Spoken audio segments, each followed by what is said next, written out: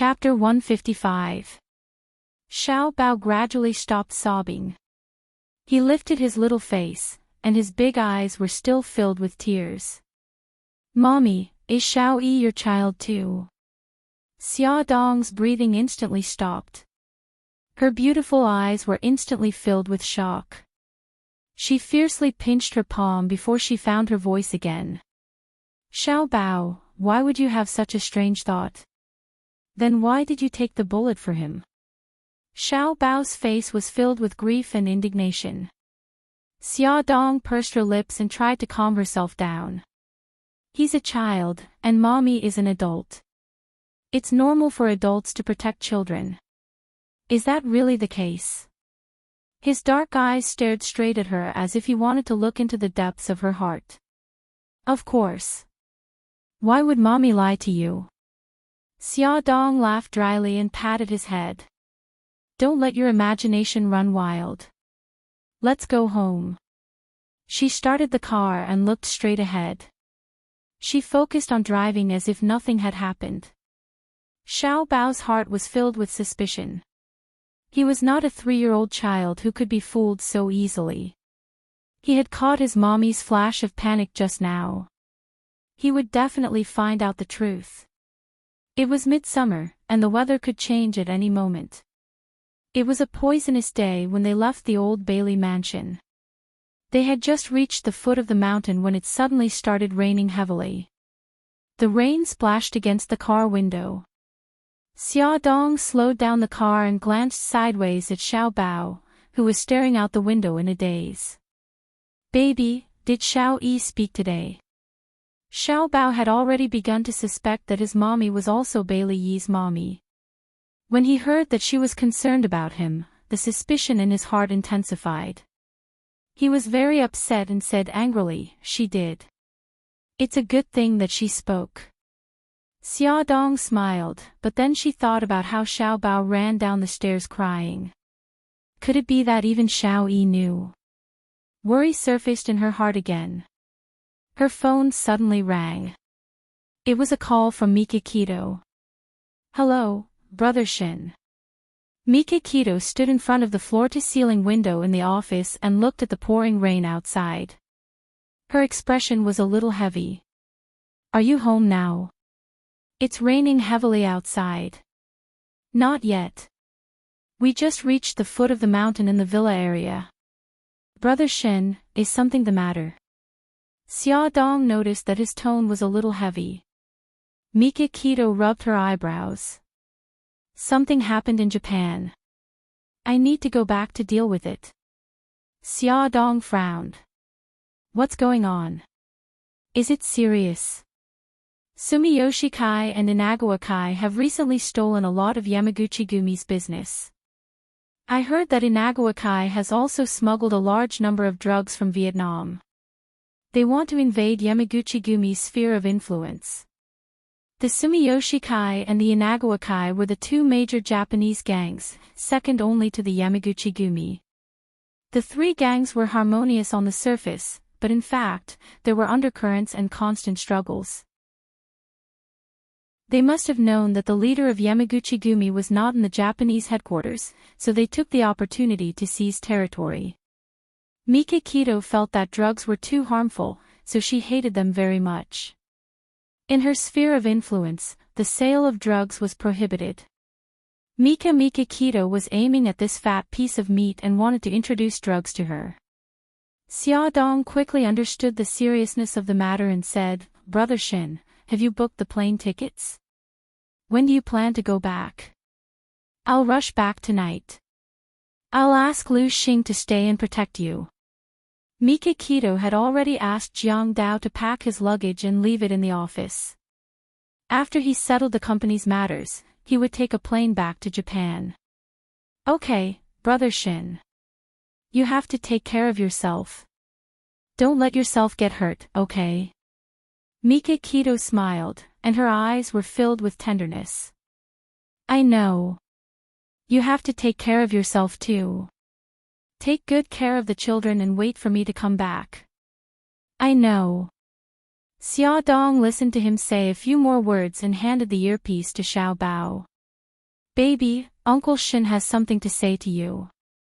Uncle Shin, are you going back to Japan? Xiao Bao put on the earpiece, puffed up his cheeks, and said, when will you come back? Half a month at least, and a month at most. I'll be back as soon as possible. Mikakito said softly, Xiao Bao, you're already a man. You have to listen to mommy and take good care of Gigai, okay? Okay, I know. I'll also look after mom and not let her run around, lest she gets into trouble again. His voice was young, but his expression was serious. He looked like a little old man. The corners of Bai Tangshan's lips curled up. He was half joking and half serious. If other men approach her, remember to chase them away. Xiao Bao nodded seriously. Yes, that's right. Before Mikakito left, she had already arranged everything. She was worried that Xia Dong would tire herself out, so she specially hired a nanny. In addition to Lu Xing, who was ordered to protect her, there was also a female bodyguard named Suzaku who rushed over from Japan to protect them. Suzaku arrived in China the next morning. She was very beautiful, charming, and gorgeous, but it was a pity that she had a cold expression on her face, as if someone owed her a lot of money. Xia Dong joked in Japanese, Suzaku, I just found out that Yamaguchi-gumi has such a beautiful bodyguard like you. Suzaku replied in Chinese, strictly speaking, I'm not a member of Yamaguchi-gumi. I just signed an agreement with Mikakito and worked for him. Oh, I see. Xia Dong nodded in understanding. Suddenly, her eyes narrowed. You're from China? Yes. Suzaku was a woman of few words. Miss Xia, if there's nothing else, I'll go out first. Okay, thank you for your hard work. I'll prepare a room for you. Xia Dong lived in a 3-bedroom apartment. She planned to let Xiao Guai sleep with her and leave Xiao Guai's room for Suzaku. As for Lu Xing, she would let him do whatever he wanted after work. Xia Dong had been unkind for a long time. No, I have a house in a city. Suzaku had a villa in a city before she was sent to Japan by Mikakito. It was obvious that being a killer was a high-risk, high-income profession. The rain didn't stop until evening.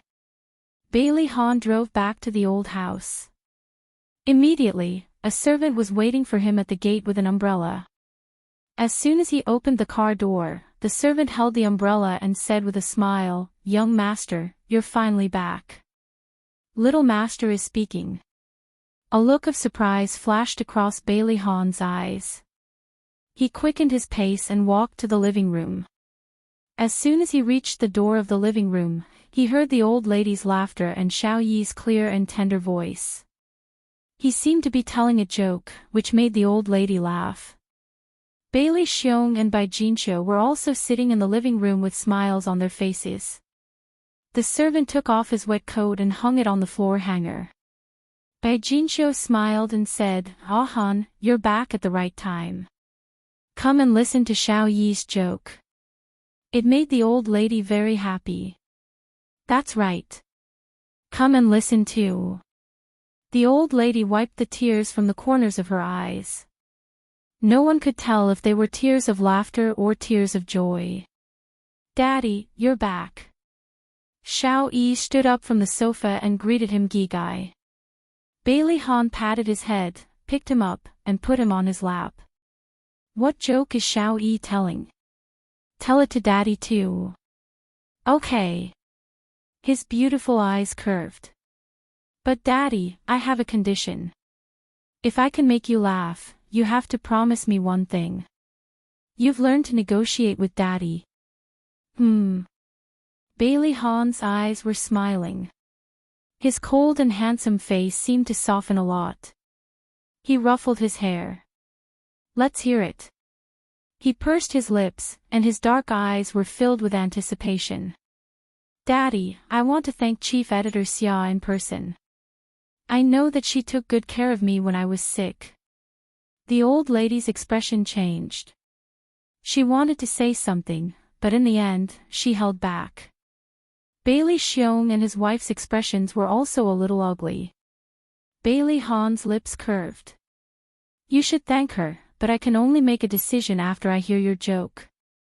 Little Wingsy's eyebrows also curved as he began to tell a lively joke. The joke itself was not very funny, but when paired with his rich facial expressions, it seemed particularly funny. Bailey Han looked at his little face brimming with smiles. That pair of eyes that were as bright as the stars made him smile from the bottom of his heart. He realized that after his son fell ill, he had become a little different. His expression had become richer, and he smiled more often. He enjoyed the change in his son. Before going to bed, Bailey Han went to Xiao Yi's room. He was already asleep. His small body lay on the bed and only took up a small space. He didn't seem to be sleeping very well, and his brows were slightly furrowed. Bailey Han reached out and smoothed out the wrinkles between his brows. He gently stroked his cheek. Just as he retracted his hand and stood up, he suddenly heard Xiao Yi's sleep-talking voice. Mommy, don't go, don't abandon me. Bailey Han's breath stopped. When he came out of his son's room, he was in a terrible mood. He remembered that 4.5 years ago, the old madam had brought little Wingsy to him and told him that he had a child with a woman. At that time, he had been shocked and at a loss. He tried hard to recall what the woman who had given birth to his child looked like, but he could not recall. When Xiao Yi was 2 years old, he asked him where his mommy was. He couldn't answer, so he could only tell Xiao Yi the answer that the old lady told him. He said that his mommy was already dead. Xiao Yi didn't believe him. He said that his mommy wasn't dead. She just went somewhere far away. He even cried and asked him for his mommy. He was so angry that he hit Xiao Yi for the first time. Bailey Han didn't expect that Xiao Yi still didn't want to believe that his mommy was already dead. Sitting on the deck chair on the balcony, he was exposed to the night sky that had been washed by the rain. The cool air seeped into his heart, and his irritated mood gradually calmed down. However, he couldn't help but think of someone. His finger repeatedly scrolled through the contact list on his phone. He was hesitant. What was she doing at this time? Was she with Mikakito? Bailey Han rubbed his brows. He persuaded himself that he called her for business. He just wanted to tell her that Xiao Yi wanted to see her. Hello, Bailey Han. Her voice was very soft and comfortable to listen to. Ad Shinwu 799. Chapter 156. He paused. Xia Dong, Xiao Yi is willing to talk. She smiled happily. Congratulations. He smiled. I'm very grateful for everything you've done. Xiao Yi is also very grateful. He wants to thank you in person. When are you free? I'd like to treat you to a meal. Well. Xia Dong glanced at the little guys who were playing games on the sofa. It's okay. We didn't do anything. His voice was low. Don't misunderstand. I don't mean anything else. If Mr. Beitang is willing to come, I'd be honored. Xia Dong knew that he had misunderstood. She quickly said, no, Brother Shen went to Japan. He won't have any objections. I just don't think there's a need. She slapped her forehead gloomily. Xiao Bao was already suspicious. Maybe Xiao Yi was also suspicious. She just wanted to fade out of Xiao Yi's sight temporarily. I insist. Xia Dong, don't reject me. He was like a supreme king announcing his decision. I'll pick you and the children up at 6:00 tomorrow night. But beep beep. The call ended. Xia Dong held her forehead helplessly. He was too domineering. She hadn't even finished speaking. Bailey Han knew that old madam didn't like Xia Dong, so he specially arranged for the banquet to be held in his villa to avoid awkwardness for Xia Dong. Although he and Xiao Yi hadn't returned to the villa for a long time, the servants still cleaned the place every day. It was spotless. When they returned, they didn't feel uncomfortable at all.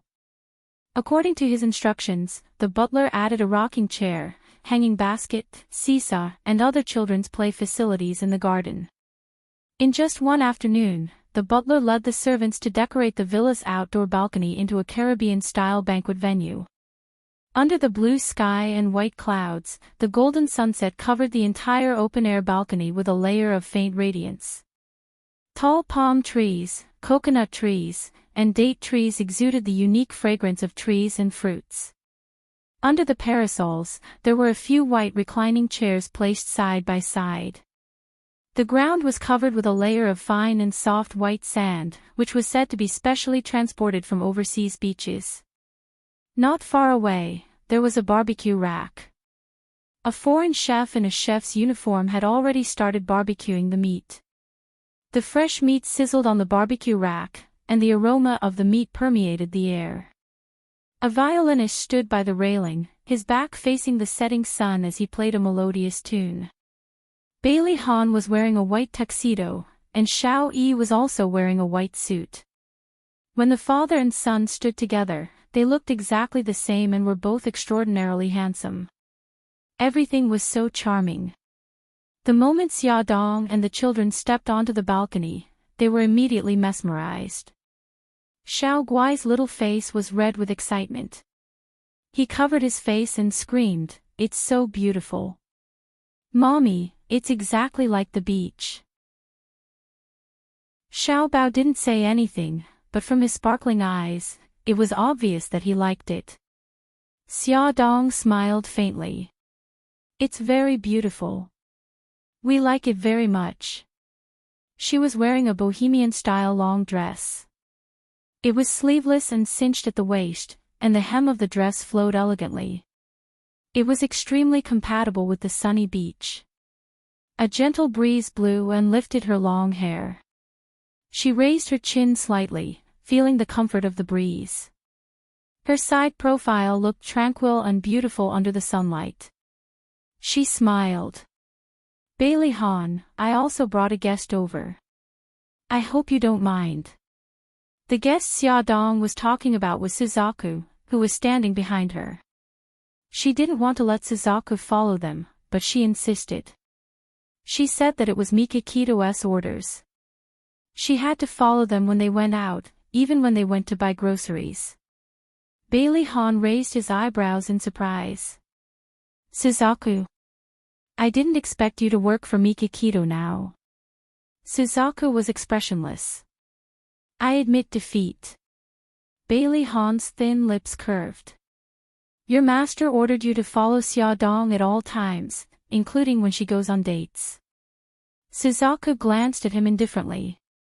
"Mikakito is worried that someone has kidnapped Miss Xia." Xia Dong wiped her sweat and quickly smiled. "Suzaku, since you're here, don't just stand there. Do whatever you like. I think Mr. Bailey won't mind, okay?" She looked at Bailey Han for help. Bailey Han shrugged. "Of course he won't mind. Miss Suzaku, please make yourself at home." The last golden ray of the setting sun slid past the horizon. They were either lying or sitting on the beach, enjoying the delicious food and listening to the melodious music.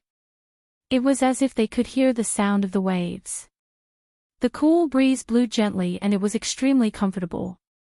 Bailey Han held orange juice in one hand and red wine in the other. He sat on the recliner beside her and handed her the orange juice.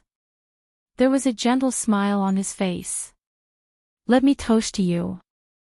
Thank you for taking care of Xiao Yi these days. You can't drink alcohol, so orange juice can replace it." "I didn't do anything. You don't have to be so polite." Xia Dong clinked her glass with his and smiled as she took a sip of the orange juice in her glass. Bailey Han tilted his head and looked at the three little rascals playing in the rocking chairs in the distance. He chuckled and said, "They are getting along very well now. I'm very happy that they have become friends. There is a kind of friend that is called no discord, no concord. Xiao Yi and Xiao Bao are like that." Xia Dong looked at them laughing and her heart softened. Her eyes were as bright as the stars and there was a charming smile on her face. Bailey Han's gaze fell on her. She was very beautiful when she smiled. Her eyes were curved like beautiful crescent moons. Her eyes were clean and clear without any impurities. Her happiness seemed to be very simple. As long as the children were happy, she would be happy too. She was very rational when she was working, but sometimes she would be silly when facing him. He couldn't help but want to get closer to her. Xia Dong received his passionate gaze. She touched her hair uncomfortably and smiled. "I'm going to see the children." She put down her glass and got up to leave. He suddenly grabbed her wrist. Her body stiffened and she didn't dare to look back. His voice was low and hoarse. "Xia Dong, who is the father of the children? Is it Mikakito?" Xia Dong lowered her head. "Is the answer very important?" "It's very important to me. If it was Mikakito, then he had no chance at all." He waited for her verdict. His heart was thumping. She closed her eyes and said slowly, "No." His throat bobbed. "Then who is it?" "He's no longer around." He tightened his grip on her wrist and pulled her into a warm embrace. Suzaku, who was sitting at the side quietly eating barbecued meat, put down her plate and stood up vigilantly.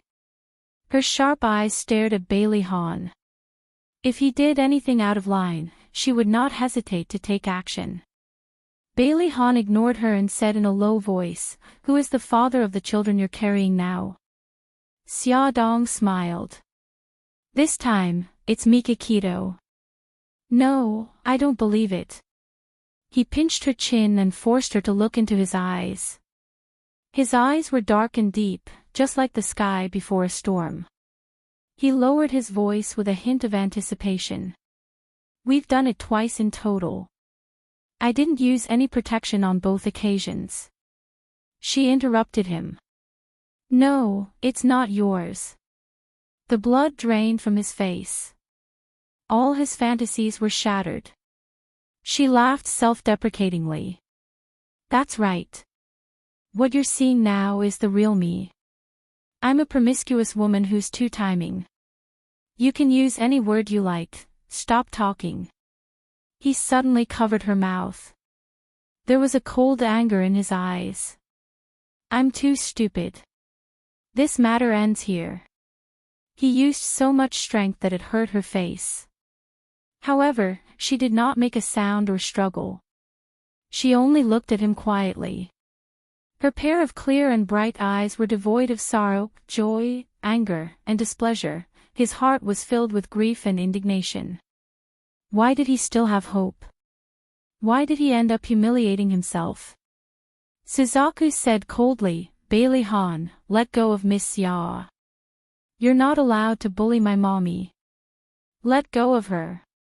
Xiao Bao realized that there was something wrong with the adults here. She jumped down from the rocking chair and rushed over without thinking.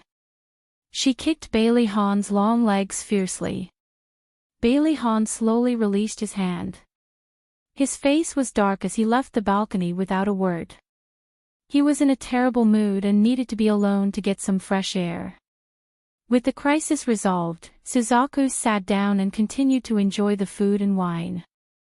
"Mom, are you all right?" Xiao Bao nudged Xia Dong, who was frozen on the spot, worriedly. "I'm fine." Xia Dong revealed a smile and sat down on the rocking chair. Xiao Yi also ran over and pointed at the fruit platter on the table. "Chief Editor Xia, the servants just delivered these fruits. What do you like to eat? I'll get it for you." He looked so cute in his white suit. Xia Dong couldn't help but pat his head. She smiled and said, "Thank you, Xiao Yi, but there's no need." I'm already full. Brother, come over quickly. There's a little bug on the rocking chair. I don't dare to get down. Xiao Bao and Xiao Yi both ran away, leaving Xiao Guai alone on the rocking chair. She cried out pitifully. Gi Gai, don't be afraid. I'll be right there. Xiao Bao ran away quickly. Xia Dong stood up and wanted to follow, but Xiao Yi suddenly grabbed her finger. There was a sweet smile on her little face. Chief Editor Xia, I see a strand of white hair on your head. Can I pluck it out for you? Ah. White hair. Xia Dong was shocked. Was she that old? Yes, Auntie. You're a little shorter. I'll pluck it out for you. Xia Dong glanced at the rocking chair. Xiao Bao should have already removed the bug. Xiao Guai jumped down from the rocking chair. The siblings walked over hand in hand. Oh, okay. Then I'll have to trouble you. Xia Dong squatted down and lowered her head. She felt a pair of small hands caress her hair. Then, she felt a sudden pain. Are you done? She asked.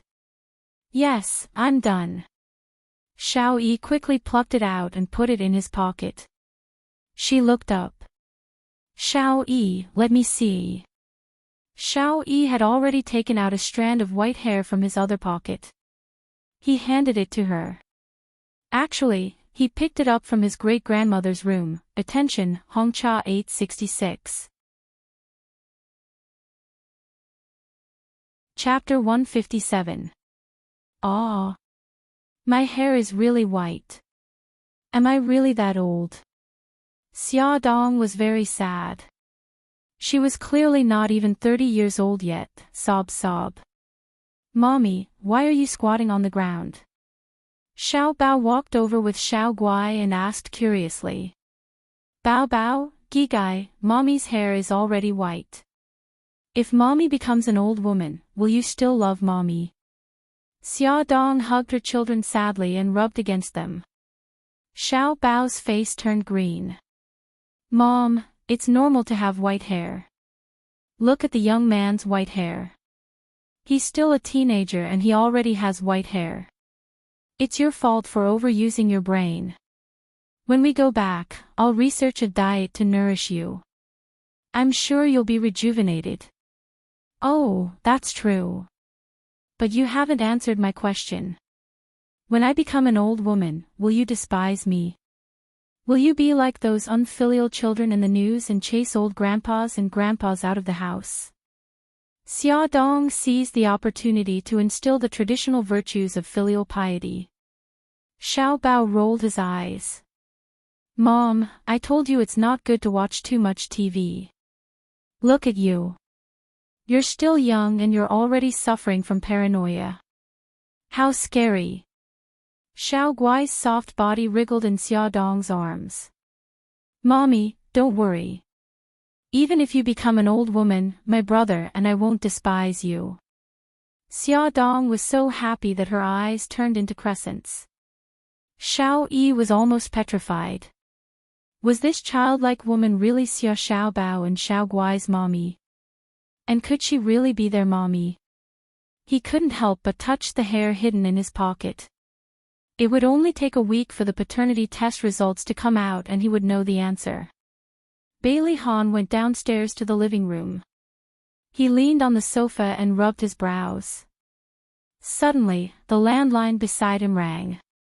As soon as he picked up the call, old Madame Gu's unhappy voice came through.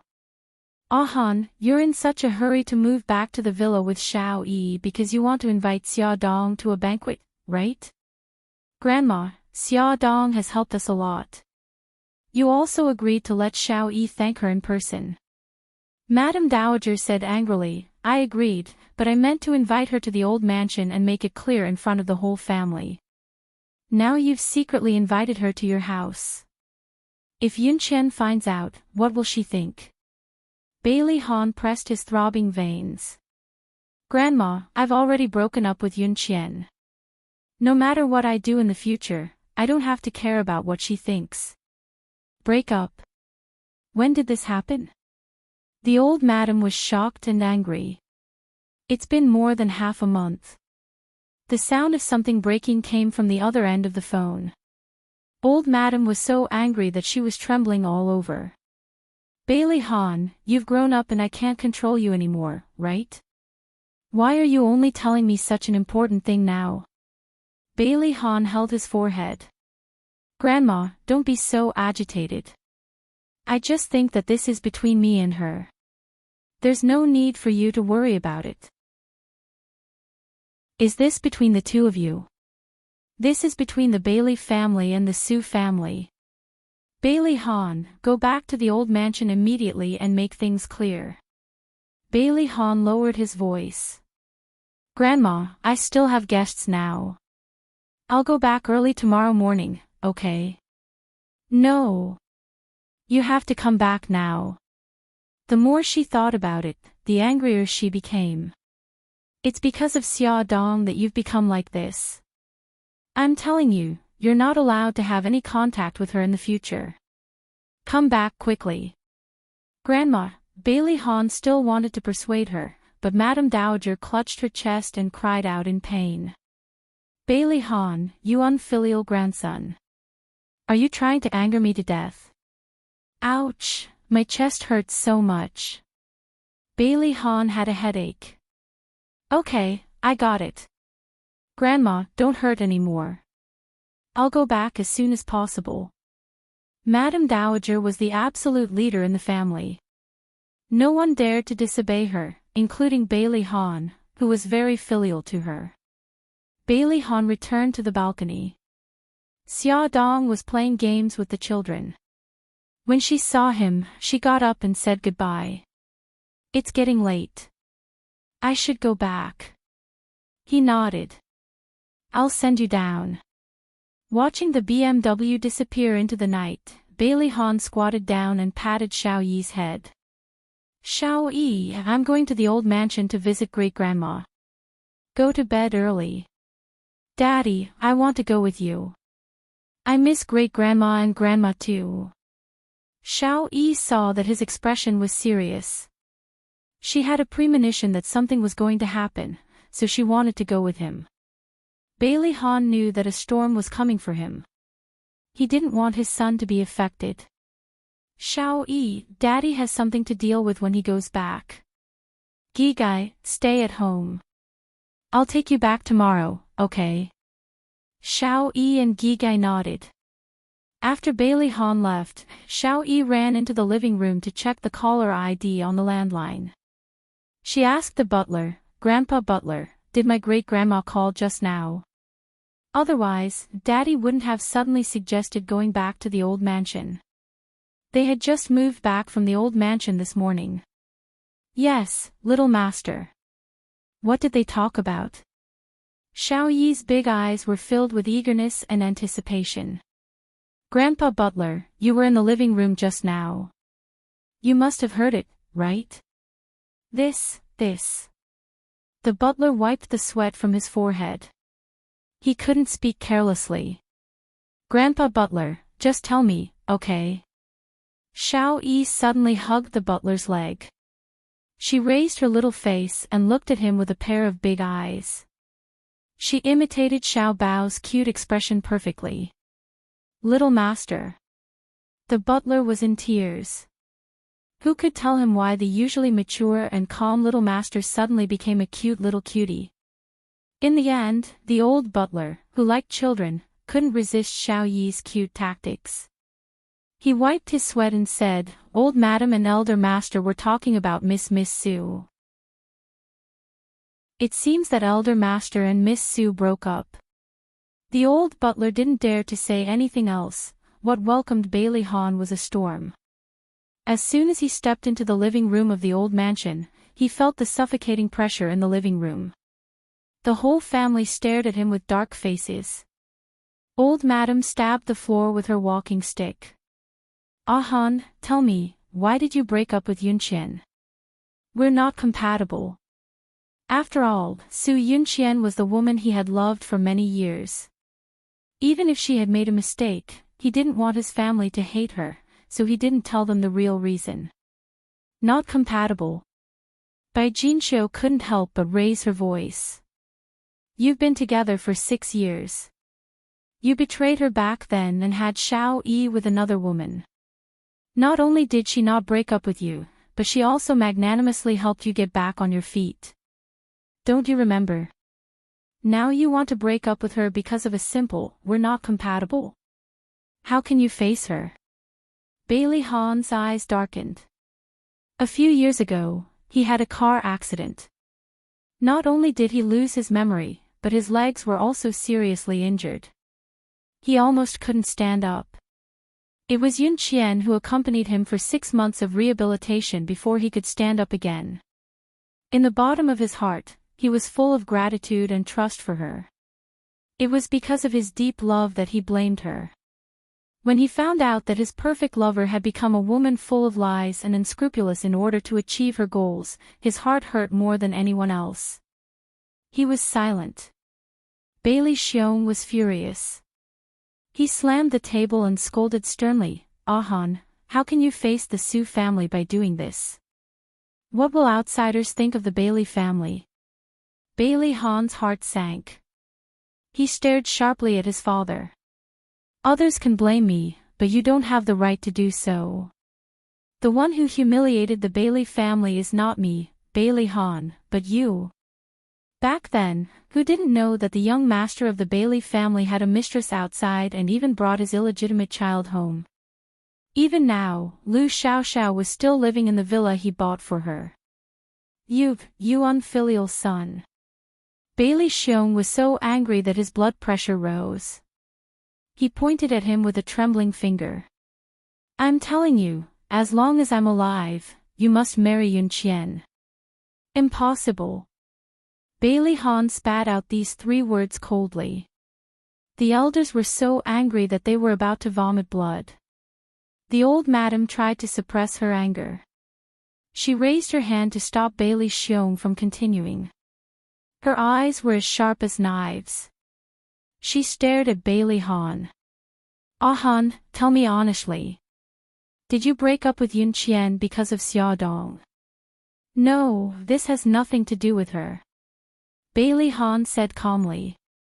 Grandma, she's an outsider. Don't drag her into this. The old madam sneered. An outsider? Han, I watched you grow up. You can't hide from my eyes. I know how special you are to her. I'll make it clear today. Even if you break up with Yun Qian, don't even think about marrying Xiaodong. As long as I'm alive, don't even think about it. Bailey Han's face darkened. He wanted to ask why everyone in the family hated Xiaodong so much, but he held back. If he brought the topic to Xiaodong now, it would only bring her trouble. He insisted on breaking up with Su Yunqian. It had nothing to do with outsiders. The old madam said coldly, don't give me perfunctory words like unsuitable. Tell me honestly, why did you break up with Yun Qian? Bailey Han frowned. Grandma, I've already made it very clear. If you don't have anything else to say, I'll go back first. Xiao Yi is still waiting for me at home. Don't you dare leave. The old madam stood up angrily, picked up the walking stick, and hit him. I'll kill you, you heartless thing. Yun Qian has been with you for so many years.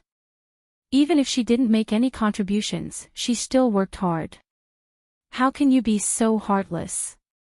Bailey Han nimbly avoided her attack. He was extremely irritated. He didn't expect to face such a big resistance when breaking up with Su Yunqian. The old madam missed every hit. Instead, she was so tired that she panted. She covered her chest and cried out in pain, ouch, my chest hurts. Mom, don't be agitated. Sit down. Bailey Xiong hurriedly supported her. Bai Jinxiu asked the servant to bring the medicine and helped the old madam take it. Bailey Han saw that she didn't seem to be pretending and became anxious. He quickly went forward and rubbed her back. Grandma, how are you? Do you feel better? Welfare, Shinwu 799.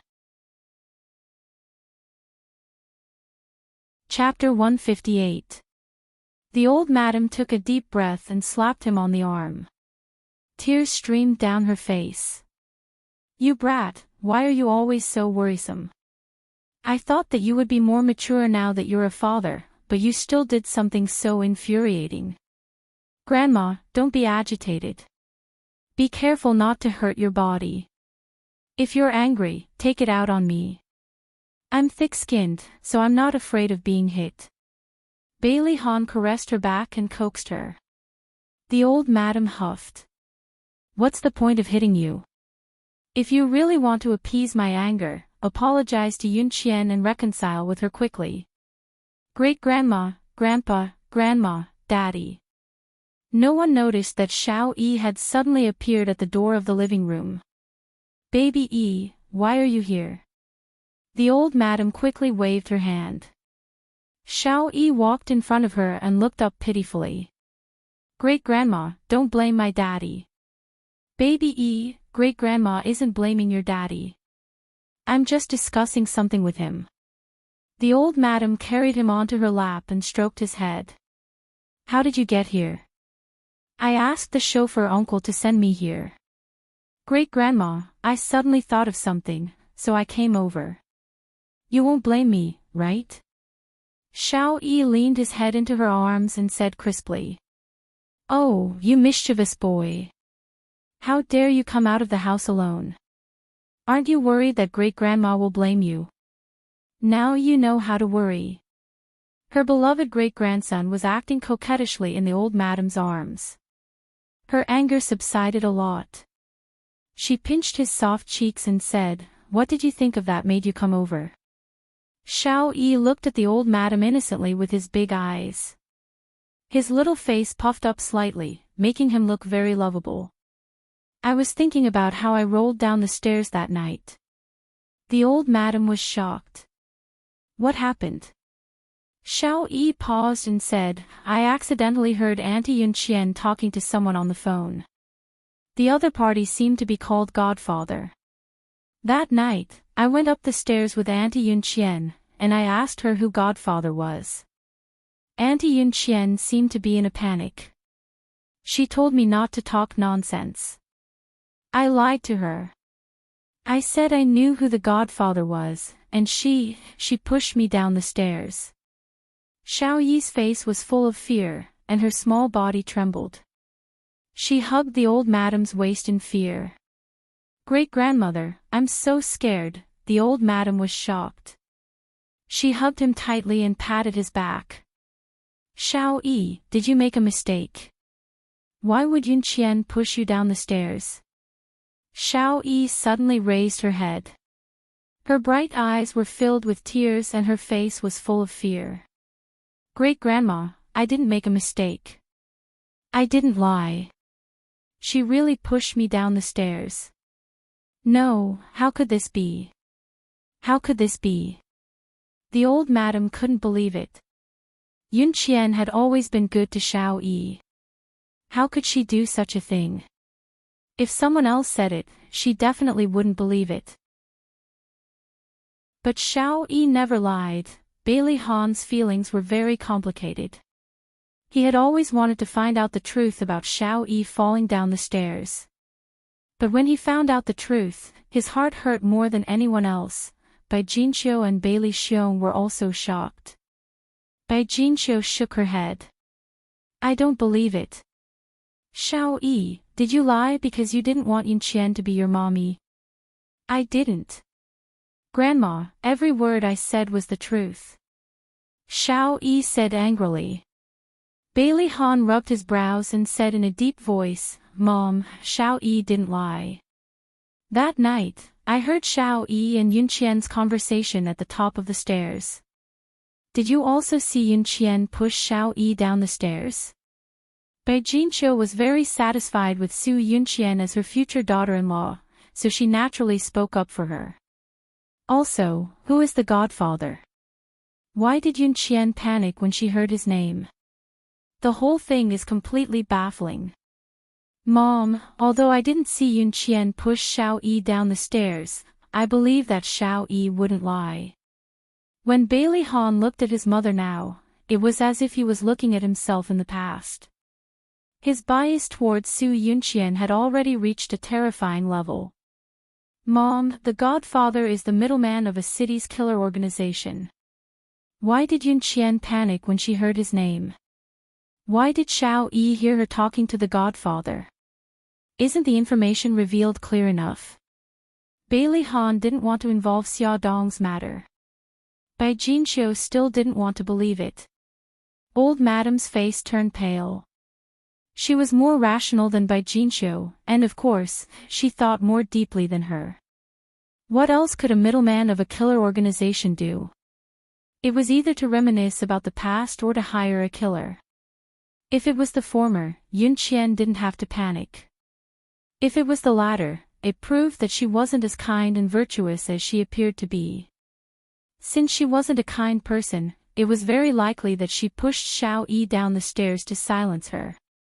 Old Madam could accept that the woman in Bailey's family was ruthless. Otherwise, how could she support the whole Bailey's family? But she could only be ruthless to outsiders, not her own family. If Su Yunqian really did something to hurt Xiao Yi, then she couldn't enter Bailey's family. Old Madam already had a plan in her heart, but she didn't rush to make a conclusion. She looked up at Bailey Han and asked, "Is this why you broke up with Yunqian?" Bailey Han didn't say anything, which was a tacit admission. Xiao Yi refused to let Su Yunqian off easily. He tugged at Old Madam's sleeve and said, "Great-grandma, I heard that Aunt Yunqian is pregnant." "It's not Daddy's child, Xiao Yi, don't talk nonsense." Bai Jinxiu scolded him harshly. "You're still a child. What do you mean by pregnant? Where did you hear it from? Don't tell anyone. It'll ruin Yunqian's reputation." "I'm not talking nonsense."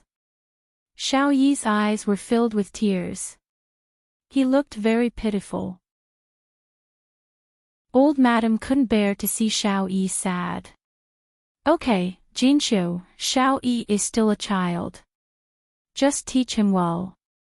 Why are you shouting so loudly?"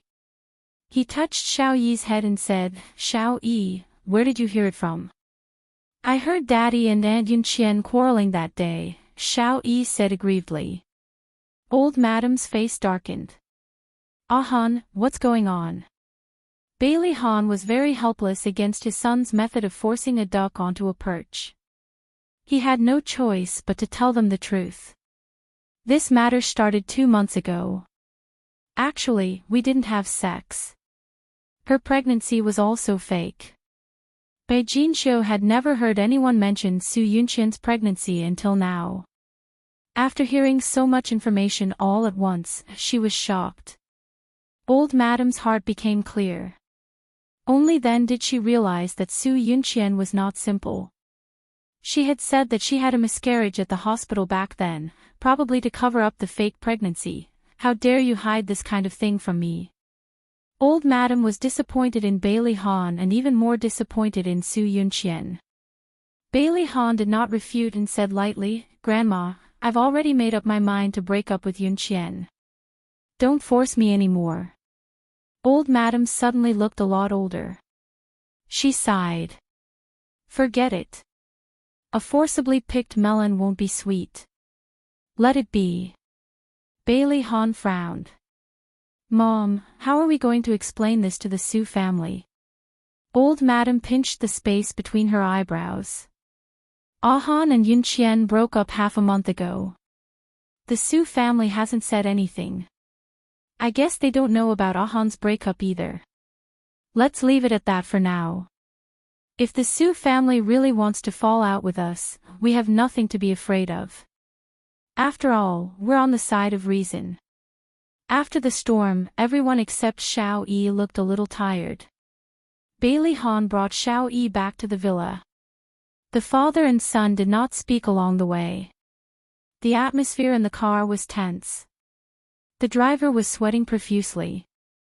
He brought the young master back to the old mansion without the eldest young master's permission. Would he be punished? Fortunately, Bailey Han did not mention this. After getting out of the car, Bailey Han sent Xiao Yi back to the room. Xiao Yi sat at the head of the bed unhappily with a sullen face. Bailey Han squatted in front of him and asked, "Why are you unhappy?" He pouted. "Because Daddy is angry." "Daddy, are you angry because I said bad things about Auntie Yun Qian in front of great-grandma?" "Daddy is not angry." Bailey Han did not know how to explain his complicated feelings to him. He could only say, Auntie Yun Qian might have done something wrong temporarily. If everyone knows that she did something wrong, she might never have the chance to change. "I just don't want to see great-grandma blame Daddy." Xiao Yi's serious expression warmed Bailey Han's heart. He hugged his son tightly and said softly, "Daddy knows." Xiao Yi reached out and hugged him. After a moment of silence, he said, "Daddy, do you still remember what Mommy looks like?" Bailey Han paused. "I don't remember." "Why are you suddenly asking about this?" Xiao Yi's mood suddenly fell. "Because I saw Xiao Bao and the others playing happily with Chief Editor Xia today." Bailey Han's body stiffened. He lied to him. Xiao Yi's mommy is a very gentle person.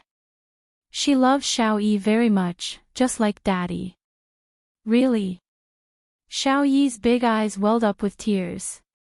However, he buried his head in Bailey Han's chest and did not let him see it. "It's true." Bailey Han gently stroked his back. "Daddy, can you tell me how you met Mommy?" There was a hint of nervousness in his soft voice. Bailey Han smiled bitterly. Actually, he did not remember either. He could only change what old madam had told him before and tell Xiao Yi. "Your mommy and I met at a bar. We fell in love at first sight and soon had you. But why don't you remember what Mommy looks like?" "I really want to know what Mommy looks like." Xiao Yi was very sad. He had never even seen his mommy's photo since he was young. Even when he dreamed of Mommy, he could not clearly see her face.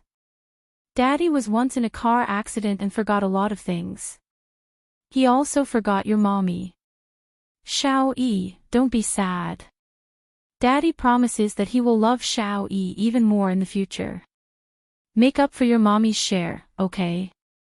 Bailey Han saw his son cry sadly and felt worse than being stabbed by needles. Xiao Yi choked and said, "Okay." Awesome novel, Xinwu 799. Chapter 159. Xia Dong brought Xiao Guai to the hospital for a checkup. The doctor said that Xiao Guai's condition was still good and there was no further deterioration. This meant that the chemotherapy had temporarily controlled her condition. At the same time, he suggested that Xia Dong send the child to the hospital as soon as possible for easier treatment.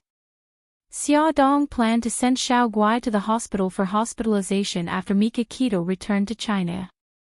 The side effects of the chemotherapy on Xiao Guai were starting to show.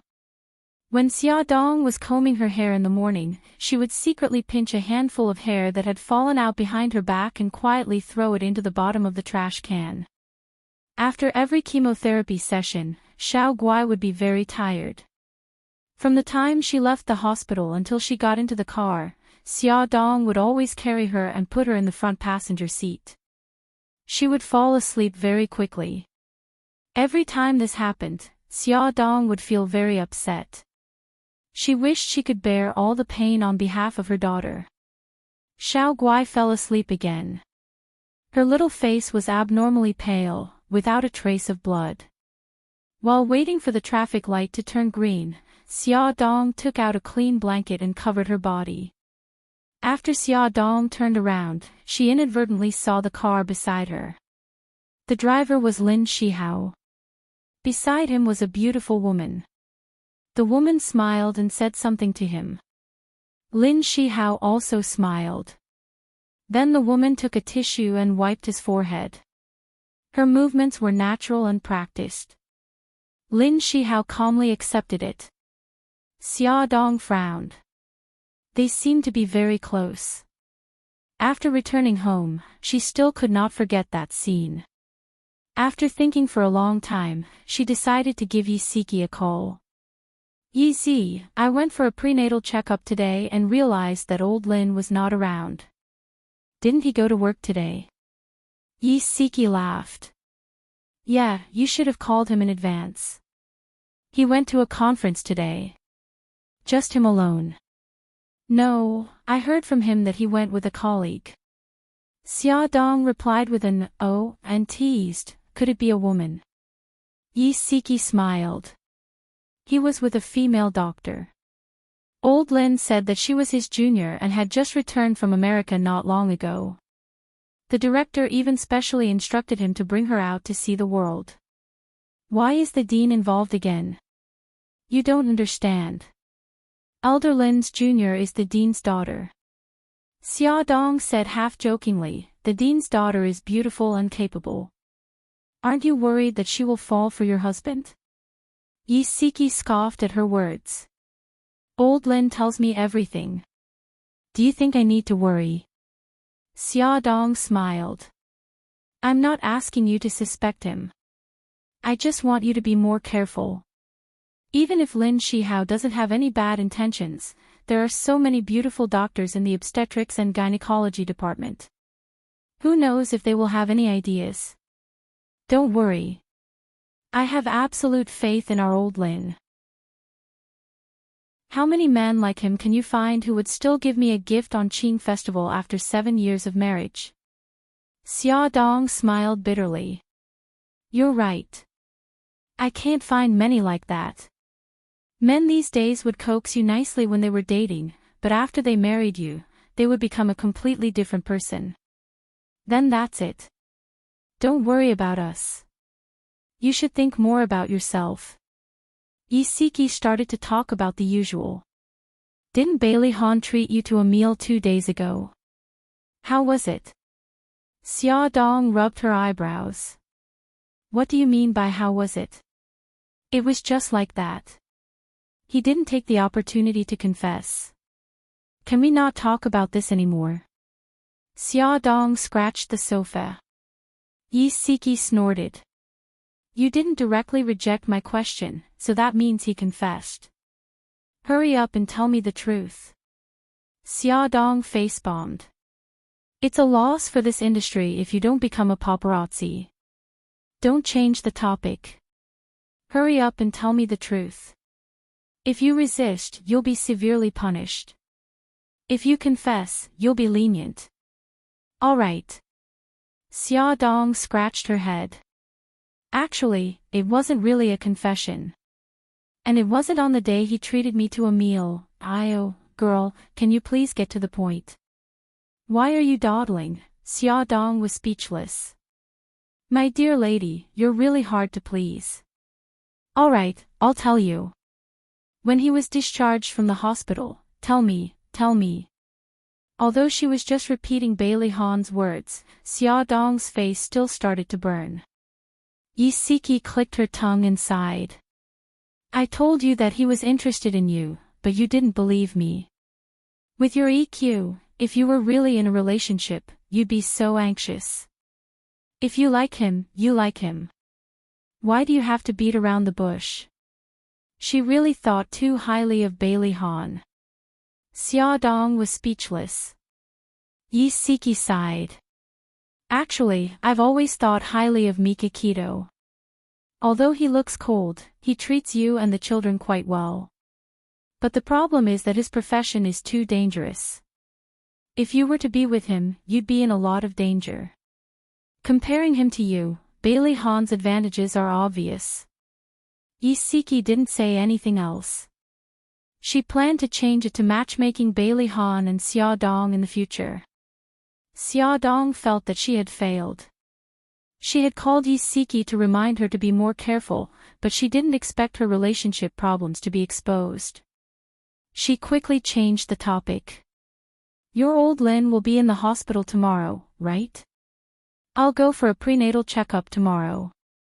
Yisiki's long-winded speech was stopped by her. Although she didn't want to give up, she was afraid that if she said too much, Yisiki would be annoyed. So, as she followed her lead and said, "Yes, old Lin will go to the hospital tomorrow."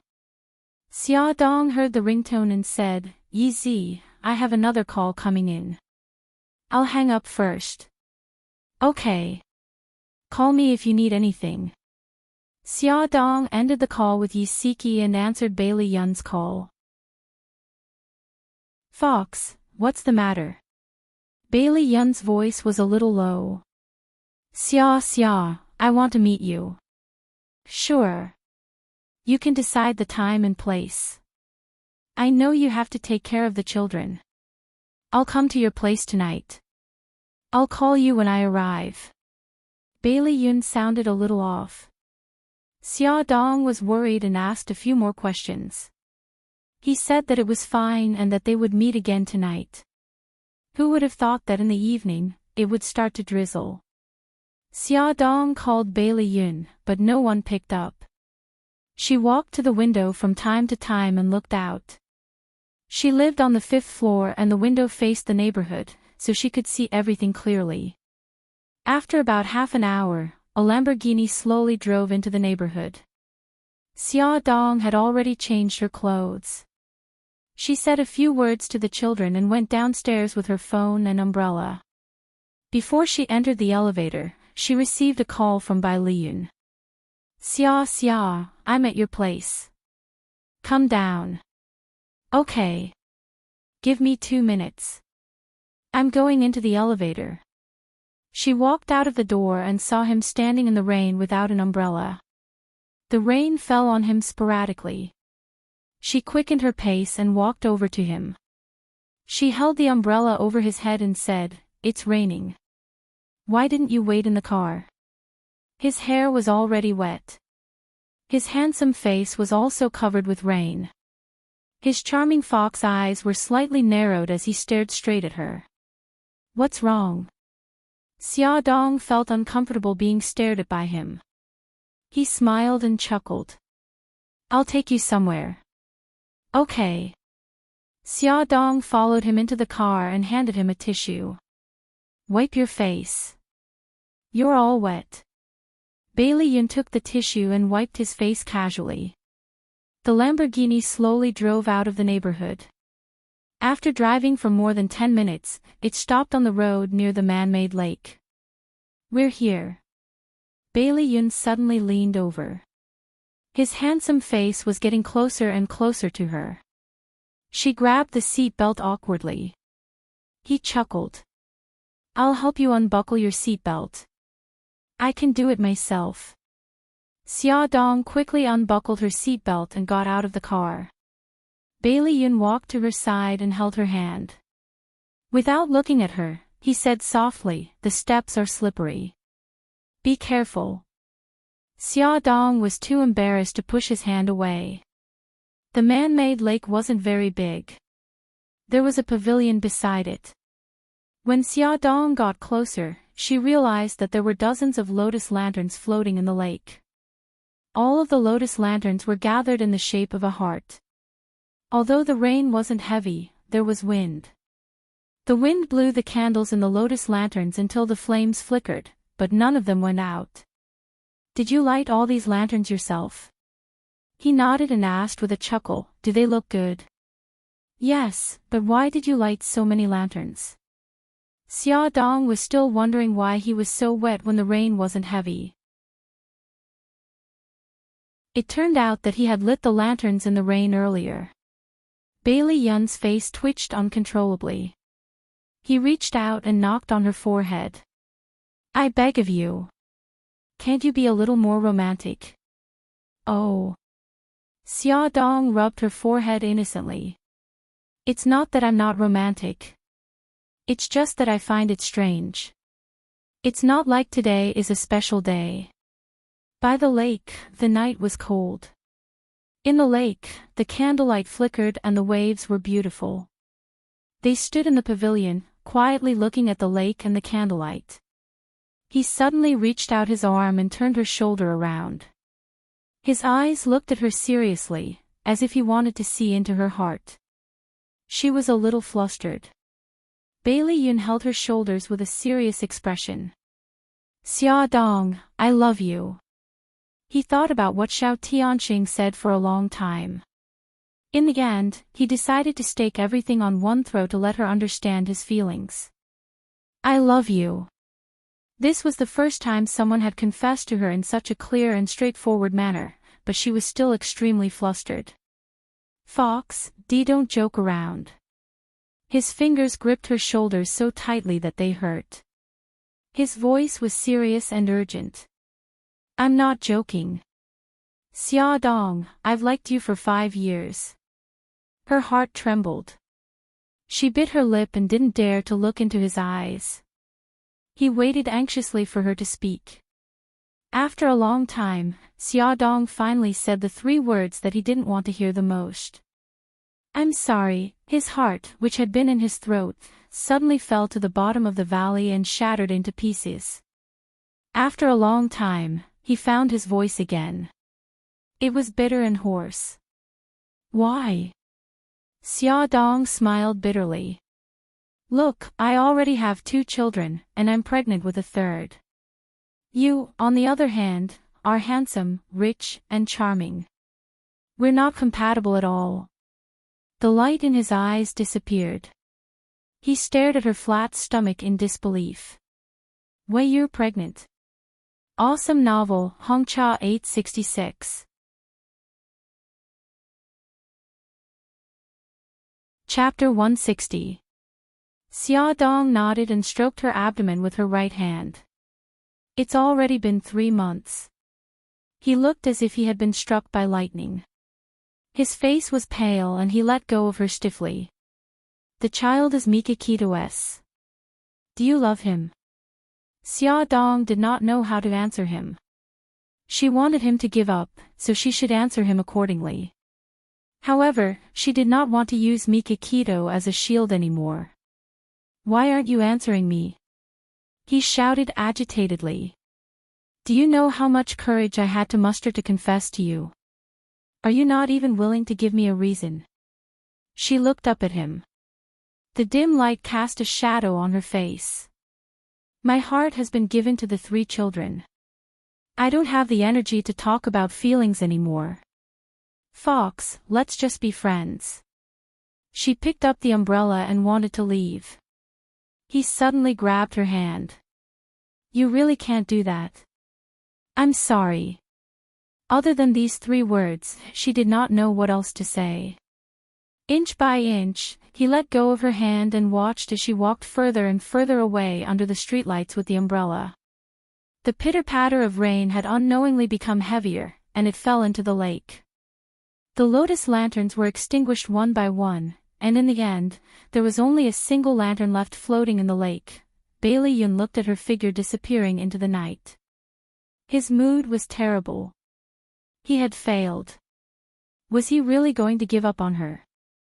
After walking a distance, the tears in Xia Dong's eyes finally fell. She was so silly. The fox liked her for 5 years, but she didn't realize it. Or rather, she knew it, but she pretended not to know. It was all because she was greedy for his elegance and the warmth he gave her. A figure approached her. She was startled and raised her head abruptly. What she saw was Bailey Han's familiar face. He was holding a black umbrella and seemed to have blended in with the night. "Why are you here?" Bailey Han looked at her. His handsome face was unusually handsome under the dim light and his whole body was cold. "I'm just taking a walk." One had to know that it would take an hour to drive from his house. He really knew how to walk around casually. The 2 of them were silent. Unknowingly, they had already reached the ground floor of her house. She mumbled, "I'll go up first." His voice was cold. "Aren't you going to invite me up?" Out of politeness, she should indeed invite him up to have a seat. However, their current situation seemed to be very awkward. "I'll send you up." Before she could say anything, he had already made the decision for her. He entered the elevator first and pressed the button to wait for her. The floor numbers jumped, and when the number reached 4, the elevator suddenly shook and stopped moving. The lights went out, and the small space was plunged into darkness. The elevator was out of order. Xia Dong quickly took out her phone and used the weak light to illuminate the elevator. Bailey Han also took out his phone and called for help while reaching out to press the elevator alarm. "Don't be afraid, the maintenance staff will be here soon." Bailey Han comforted her after ending the call.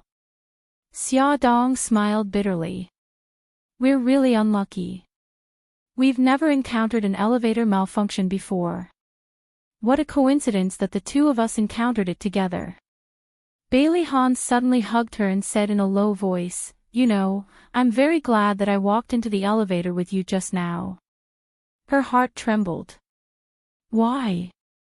He stroked her long hair and his actions were unbelievably gentle. "How could I be at ease leaving you alone in here?" It would be a lie to say that she was not touched. Her heart felt like it was stuffed with a ball of cotton. She even forgot to push him away and muttered, "You shouldn't be so good to me." He smiled bitterly. "I don't want to either. I know that you're someone else's woman, but I just can't control myself." Because he couldn't control his longing for her, he drove to her neighborhood and happened to see a scene that he shouldn't have seen. Xia Dong felt helpless. She realized that she had gotten herself into a lot of emotional debt. "Did Ah Yun confess to you?" There were so many lotus flower lights. He only needed to look at them from afar to understand Bailey Yun's intentions. She softly said, "Oh." "Then how did you reply to him?" His hand involuntarily tightened around her shoulders. She laughed. "Didn't you say that I'm someone else's woman?" "Of course, I could only reject him."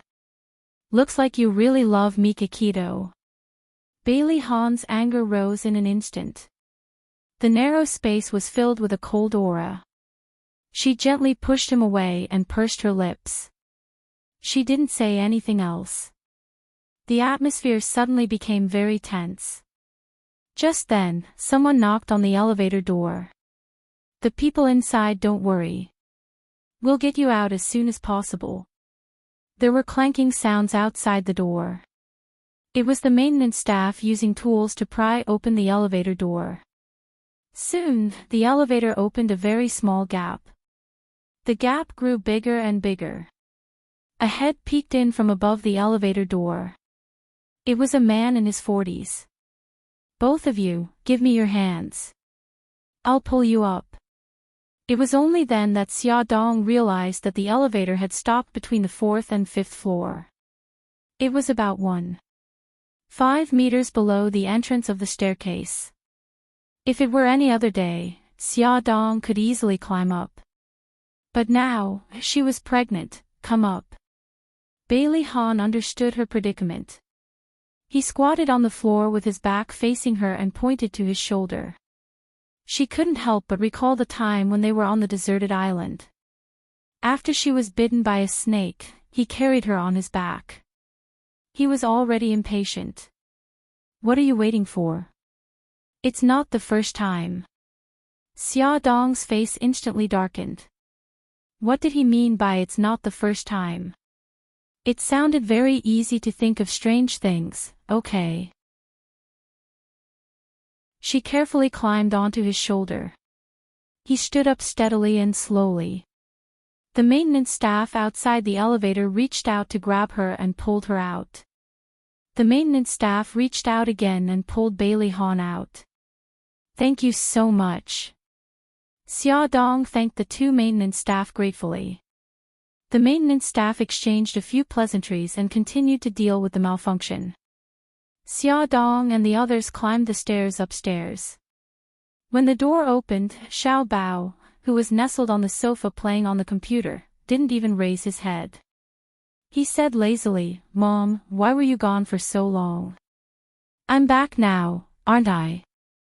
Xiao Bao, stop playing. Uncle Bailey is here. Hurry up and say hi to uncle. Xia Dong took out a pair of clean slippers and placed them beside Bailey Han's feet. Xiao Bao quickly raised his head. His dark eyes stared intently at Bailey Han. His tone was a little harsh. Bailey Han, what are you doing here? Xiao Bao, don't be so rude. Xia Dong reprimanded him sternly. Xiao Bao rarely got yelled at so harshly by her. He felt very wronged and glared fiercely at Bailey Han, who had just entered the room. I hate you. He quickly jumped off the sofa, hugged his laptop, and ran back to his room. Bailey Han didn't look too good. Xia Dong was full of guilt. I'm sorry. Xiao Bao is too willful. I didn't teach him well. His thin lips moved. It's okay. She quickly asked him to sit down. What do you like to drink? Tea. He looked around the living room. Although he had been here a few times, he had never really looked at it seriously. It was a very warm and cozy place that made people feel relaxed and comfortable. He leaned against the soft sofa and watched as she picked up the tea set. Her movements were elegant as she heated the teacups and poured the tea leaves. The tea leaves slowly sank and the tea leaves unfolded. The water vapor mixed with the fragrance of the tea rose like clouds. Her expression was calm as she poured, and ordered the tea. The tea slowly flowed into a small transparent glass teacup. You know the art of tea. Every time he got close to her, she would give him a new surprise. I have a lot of time now. I'm interested, so I learned a little. Sorry for making a fool of myself. He picked up the teacup and smelled the fragrance of the tea leaves. No, it's very good. He wasn't lying. Her skillful postures were even more standard and elegant than those rich miss who came from wealthy families and had learned the art of tea. She chuckled. He put down the teacup and looked at her. Are you still feeling unwell now that your drug addiction is acting up every day? I'm already much better. The antidote you brought is very effective. I haven't thanked you properly yet. He smiled. You already owe me a lot of thanks. It doesn't matter if you owe me one less time. She raised her eyebrows. Are you blaming me for not repaying you? He crossed his arms and looked at her provocatively. You're the one who said it. I've never said it before. Xia Dong's mouth twitched. He had indeed never said it before. He had only asked her directly how she was going to repay him. Mom, Xiao Bao suddenly ran into the living room in a panic. Gigai has a fever. Xia Dong stood up from the sofa. The back of her hand accidentally hit the teacup and the hot tea spilled all over the table. It also scalded the back of her hand. She didn't take it to heart at all. She said, "Excuse me," and rushed to her daughter's room. Bailey Han frowned. His eyes were filled with worry as he chased after her. Xiao Guai was lying on the bed with her eyes tightly shut. Her delicate eyebrows were knitted together and her little face was filled with pain. Xia Dong quickly checked her temperature on her forehead. It was frighteningly hot. She quickly took a jacket and put it on Xiao Guai. Then she carried her and said to Xiao Bao, "Baby, Mommy will send Gigai to the hospital. After I leave, lock the door and go to bed early. Don't make me worry." "I got it, Mom. Hurry up and go." Xia Dong turned her gaze to Bailey Han. "I'm sorry. My daughter is sick. I have to take her to the hospital. I'll go with you." Bailey Han stretched out his arm without hesitation. "It's inconvenient for you. I'll carry the child." Xia Dong didn't refuse. She placed the child in his arms, took her handbag and umbrella, and hurried out. The elevator was working normally. Xia Dong was still a little worried. Bailey Han had already carried his daughter into the elevator. She had no choice but to follow. Fortunately, the elevator didn't have any more problems. It was still raining. Bailey Han took off his jacket and wrapped it around Xiao Guai. Xia Dong held the umbrella over their heads. Bailey Han found his car and put Xiao Guai in the back seat. Sit behind the child. It'll be easier to take care of her.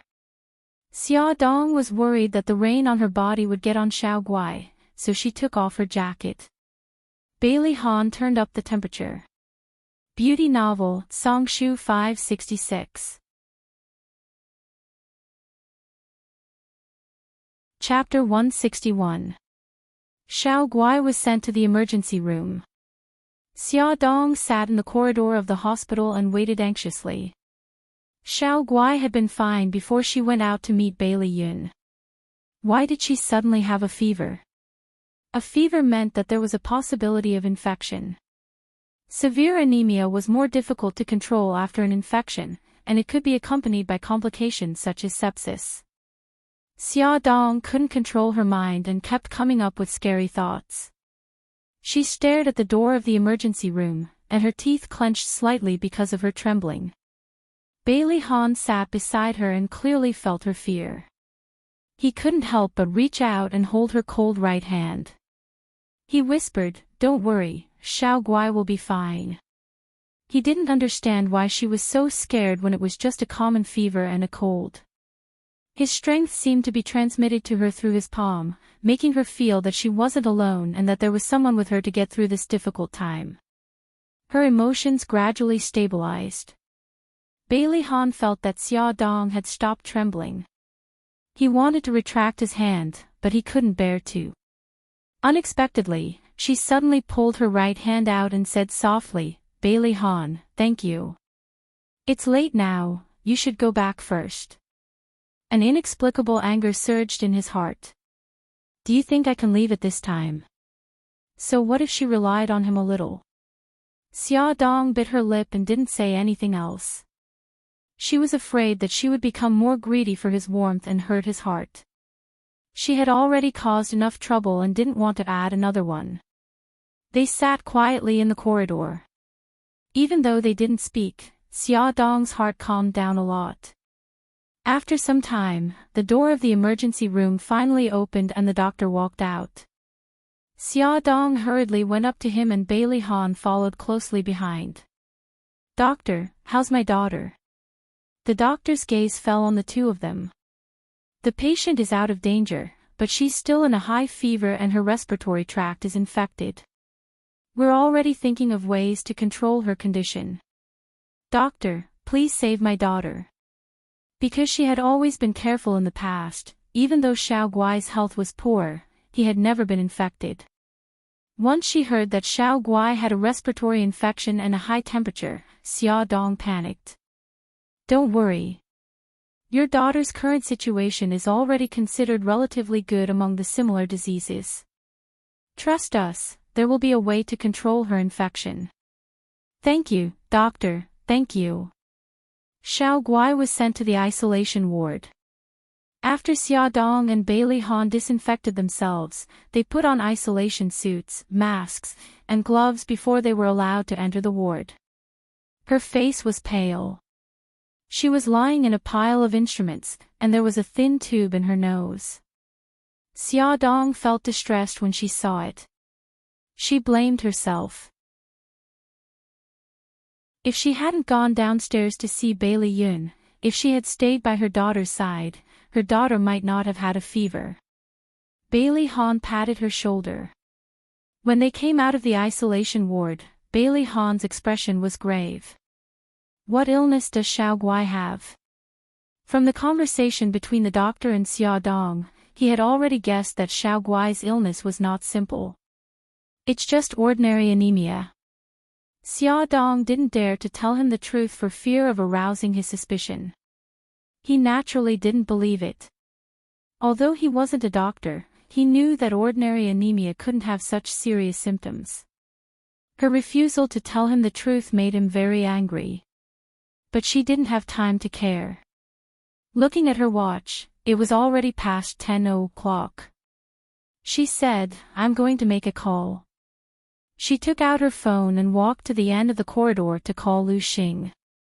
She told him about Xiao Guai's illness and that she would be at the hospital to accompany Xiao Guai. She also asked him and Suzaku not to worry and asked him to come to her house to take care of Xiao Bao. When she came back after the call, Bailey Han was nowhere to be seen. She thought that he had already gone back, but she didn't expect him to come back a few minutes later. He said lightly, I've already asked the nurse, miss, to arrange for someone to take care of you. You can go home and rest tonight. Thank you, but I'm worried. I'll stay too. He grabbed her wrist and his handsome face was cold. Have you forgotten that you're pregnant? If something happens to you, who will take care of Xiao Guai? She was stunned and couldn't refute him. You have nothing to say. Very well, I'll take you home now. He grabbed her wrist and dragged her forward. She quickly grabbed onto the bench. Wait a minute, I want to see Xiao Guai again. He let go of her hand. She stood in front of the window of the isolation ward and looked at her daughter who was still unconscious through the glass. She prayed silently in her heart that her daughter would be able to get through the night safely, that her body temperature would drop quickly, and that her respiratory infection would be controlled quickly. Okay, let's go. She was afraid that the more she looked at her daughter, the more reluctant she would be to leave. She steeled her heart and turned to leave. It was already 11:00 when they arrived downstairs. Bailey Han insisted on taking her upstairs. Standing at the door, she took out the key to open the door. Just as she put the key in, the door was opened by someone from inside. Lu Xing stood in front of them expressionlessly. His eyes were cold and murderous through his thick lenses and sharp as a knife as he glanced at Bailey Han. His whole body was emitting a signal. How dare you steal boss's woman? You don't want to live anymore. Bailey Han completely ignored him and said goodbye to Xia Dong calmly. Be careful on the road. Xia Dong watched Bailey Han enter the elevator and glared at Lu Xing. Lu Xing, do you have to be so obvious? Am I? Lu Xing's tone was indifferent. I think my expression is very normal. Your expression is very normal because you've always been expressionless. But your eyes are about to freeze. Xia Dong was speechless. Do you hate Bailey Han that much? Lu Xing said indifferently, if I liked him, things would be serious. Lu Xing, so you also know how to joke. Be careful that no girl likes you when you're always so cold. Lu Xing's mouth twitched. No, I'm very popular in Japan. A flock of crows flew over Xia Dong's head. Sure enough, she shouldn't have had too high expectations for Lu Xing's humor. Xia Dong scratched her head. You can sleep on the sofa tonight. You don't mind, right? Yes, sure. Xia Dong ran into the room, took a clean blanket and pillow, and laid them on the sofa. It seemed that she had to prepare a simple single bed in case of emergencies. Xia Dong rushed to the hospital early in the morning.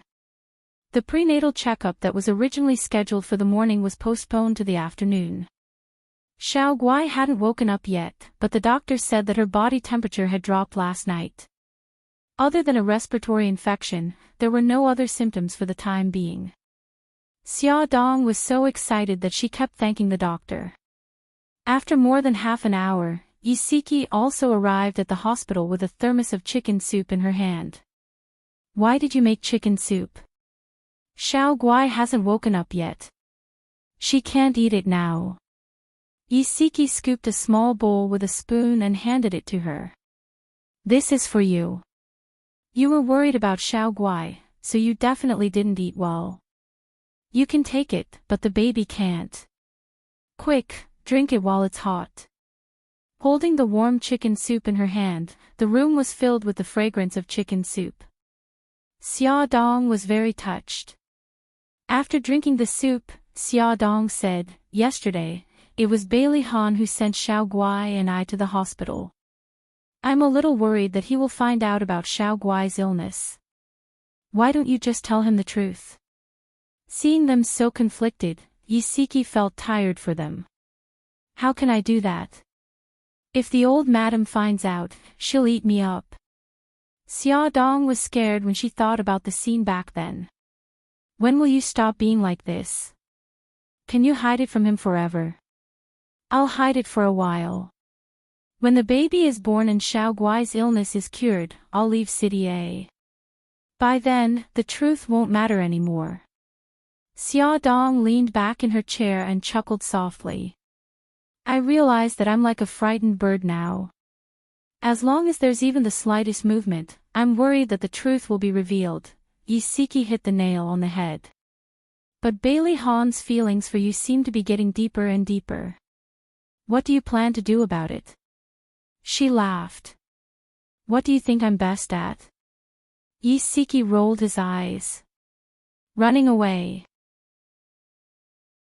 Whenever she encountered relationship problems, Xia Dong would run away. Yisiki was really speechless with her. Just as they said this, Xia Dong's cell phone rang. It was Bailey Han. How is Xiao Guai now? She's much better. Thank you for your concern. I'll visit her after work tonight. Okay, sorry to trouble you. Every sentence was very polite, as if she was chatting with a stranger. Bailey Han frowned. You take care of yourself too. Okay, I know. After the call ended, Yisiki looked helpless. He was right. Bailey Han was getting more and more attentive to Xia. It was a pity that Xia wasn't willing to give him any response. Yisiki sat for a while longer. Xia Dong urged her to go home, saying that her daughter was also home alone. Xia Dong walked Yisiki to the elevator. When the elevator doors opened, she bumped into someone she didn't want to see, Xia Jinqing. Xia Jinqing also saw her. The moment the elevator doors closed, he pressed the button and walked out. Xia Dong looked at him coldly. After not seeing him for a few months, he looked even older. He must have been exhausted because of Su Xingchen's matter. Xia, why are you here? Are you sick? Or are the children sick? Xia Jinqing asked with concern. Xia Dong said indifferently, why are you concerned about me instead of your precious daughter? Xia Jinqing's expression froze and he squeezed out an ugly smile. Xia, you're also my daughter. Xingchen is now staying in this hospital. I only found out later that Xingchen had done a lot of things to hurt you. Xia, I apologize on her behalf. Xia Dong wanted to laugh. There were so many hospitals in a city, but they just had to stay in one. How much is a caddy for your apology? It's too cheap. I don't care. If there's nothing else, I'll take my leave. She turned to leave. Xia, he wanted to hold her back, but when his fingers touched her wrist, he was mercilessly flung away. Add Songshu 566.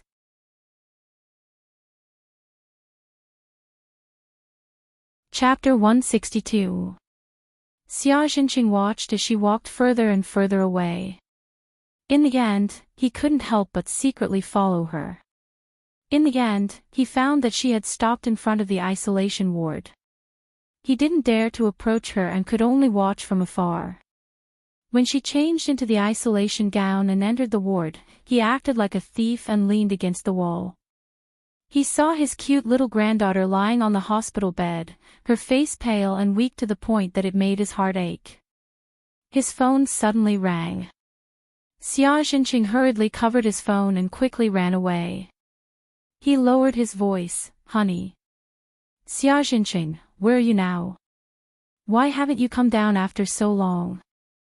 Su Murong's unhappy voice came from the phone. I just asked you to come down and get something. You're not happy, are you?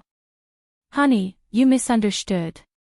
There were too many people in the elevator, so I waited for a few more minutes. Xia Jinqing quickly ran to the elevator. When he reached this floor, he quickly pressed the button. Hurry up and come down. Su Murong didn't wait for his reply and impatiently hung up the phone. Xia Jinqing ran all the way out of the hospital. In the parking lot outside the hospital, a luxury car was parked. Seeing him appear, the car window slowly rolled down. Su Murong handed a bag of clothes out of the window. She frowned and complained, "This is Xingchen's change of underwear. Give it to the nurse. You knew that I had to go to the company for a meeting, so why didn't you hurry up?" Xia Jinqing took the bag and smiled, "Okay, I got it. Honey, hurry up and go." Su Xingchen stayed in the VIP ward on the 12th floor. Ever since her face was disfigured, her temper became more and more irritable. She was like a firecracker. As long as someone said something she didn't like, she would fly into a rage. Because of this, Xia Jinqing had to be careful. He even helped to say a lot of good things to the doctors and nurses. Although her temper was irritable, in front of Su Murong, she was as obedient as before. So every time Su Murong heard Xia Jinqing say that Su Xingchen's temper became worse, she didn't take it seriously. This only increased Su Xingchen's temper. When Xia Jinqing returned to the ward, Su Xingchen was throwing a tantrum again. The things on the bedside table were scattered all over the floor. The cause was that Su Xingchen's hair was accidentally hooked by the nurse when she wiped her body. Su Xingchen had her first plastic surgery and her face was wrapped in gauze. She leaned against the bed and pointed at the nurse's nose and scolded her. The nurse's sorry, but she didn't let her. Xia Jinqing couldn't stand it anymore. He put the bag aside and said, "Xingchen, she didn't do it on purpose. Don't blame her anymore. She didn't do it. Then she did it on purpose to kill me." Xia Jinqing's suit look, teet, so what if I? Xingchen, of her testes, Su B's not be laughed. Xia Jinqing immediately shut his mouth. He knew that if he continued to argue, Su Xingchen's mood would only get worse. He waved his hand and called the nurse outside the door. Lowering his voice, he said, "Little Wang, Xingchen's current condition is not good. She often says some unpleasant things. Don't take it to heart." Little Wang had taken care of many patients before and had seen many with bad tempers. However, it was her first time seeing someone like Su Xingchen. She felt wronged. "Mr. Xia, I can't do this job. You should hire someone else." "Little Wang, please be understanding." Xia Jinqing said some nice words, but Little Wang didn't want to take it anymore. "How about this, Little Wang, I'll give you double your salary. You can hold on a little longer, okay?" Little Wang hesitated. The Su family was already giving her a high nursing fee. If she were to double it, the amount would be considerable. However, with Su Xingchen's temper, after hesitating for a while, she finally nodded her head. Xia Jinqing breathed a sigh of relief. In this month, Su Xingchen had already angered 2 nurses. If Little Wang also quit, he really didn't know where to find such an experienced and good-tempered nurse. After comforting the nurse, Xia Jinqing returned to the ward. "Xingchen, you rest for a while. I'm going out to do something. Didn't you just come downstairs?" Su Xingchen had been lying on the bed for a long time. Whenever she saw someone else walking around freely, her heart would burn with anger. "I just came downstairs to get your clothes. I'm going out to buy some fruits for you." "Okay then. Come back quickly." Xia Jinqing didn't take the elevator directly to the ground floor. Instead, he stopped on the 7th floor. This was where he met Xia Dong. He wanted to take a few more glances at Xiao Guai. On Xia Dong's side, the situation was a bit complicated. She didn't expect her aunt and uncle to suddenly visit the children at her home. Lu Xing didn't know the situation and directly told them that Xiao Guai was hospitalized. The two elders rushed to the hospital. When they saw Xiao Guai in the isolation ward, they immediately thought that Xiao Guai was seriously ill. They didn't believe Xia Dong's words and directly ran to the doctor's office to ask about Xiao Guai's condition. Xia Yun kept wiping her tears. How did this happen? How did Xiao Guai get this kind of illness? Xia Dong comforted, "Aunt, don't be sad. Xiao Guai's illness can still be treated. She will definitely get better." Xia Yun's expression suddenly became fierce. "Pa!" She slapped her on the arm. "Xia Dong, you're so capable now, aren't you? Ah! How dare you hide such a big thing from me? If I didn't find out now, how long were you going to hide it from me?" "Aunt!" Xia Dong hugged her arm. Just like when she was young, she softly begged for mercy. "Aunt, don't be angry. I just didn't want you and Uncle to worry. It's all my fault. Scold me all you want, but please don't be angry. If you hurt your body, Uncle and I will be heartbroken. You're so glib." Xia Yun angrily poked her forehead with her finger and sighed. "I heard from the doctor that Xiao Guai has to undergo an umbilical cord blood transplant. What should we do?" Xia Dong leaned over and whispered something in her ear. Xia Yun's expression became even worse. She stared at her in disbelief. "You're pregnant? The child is Bailey Han's?" "Yes." Xia Dong nodded. "So, Aunt, don't worry too much. After the baby is born, the doctor can operate on Xiao Guai." How could Xia Yun not be worried?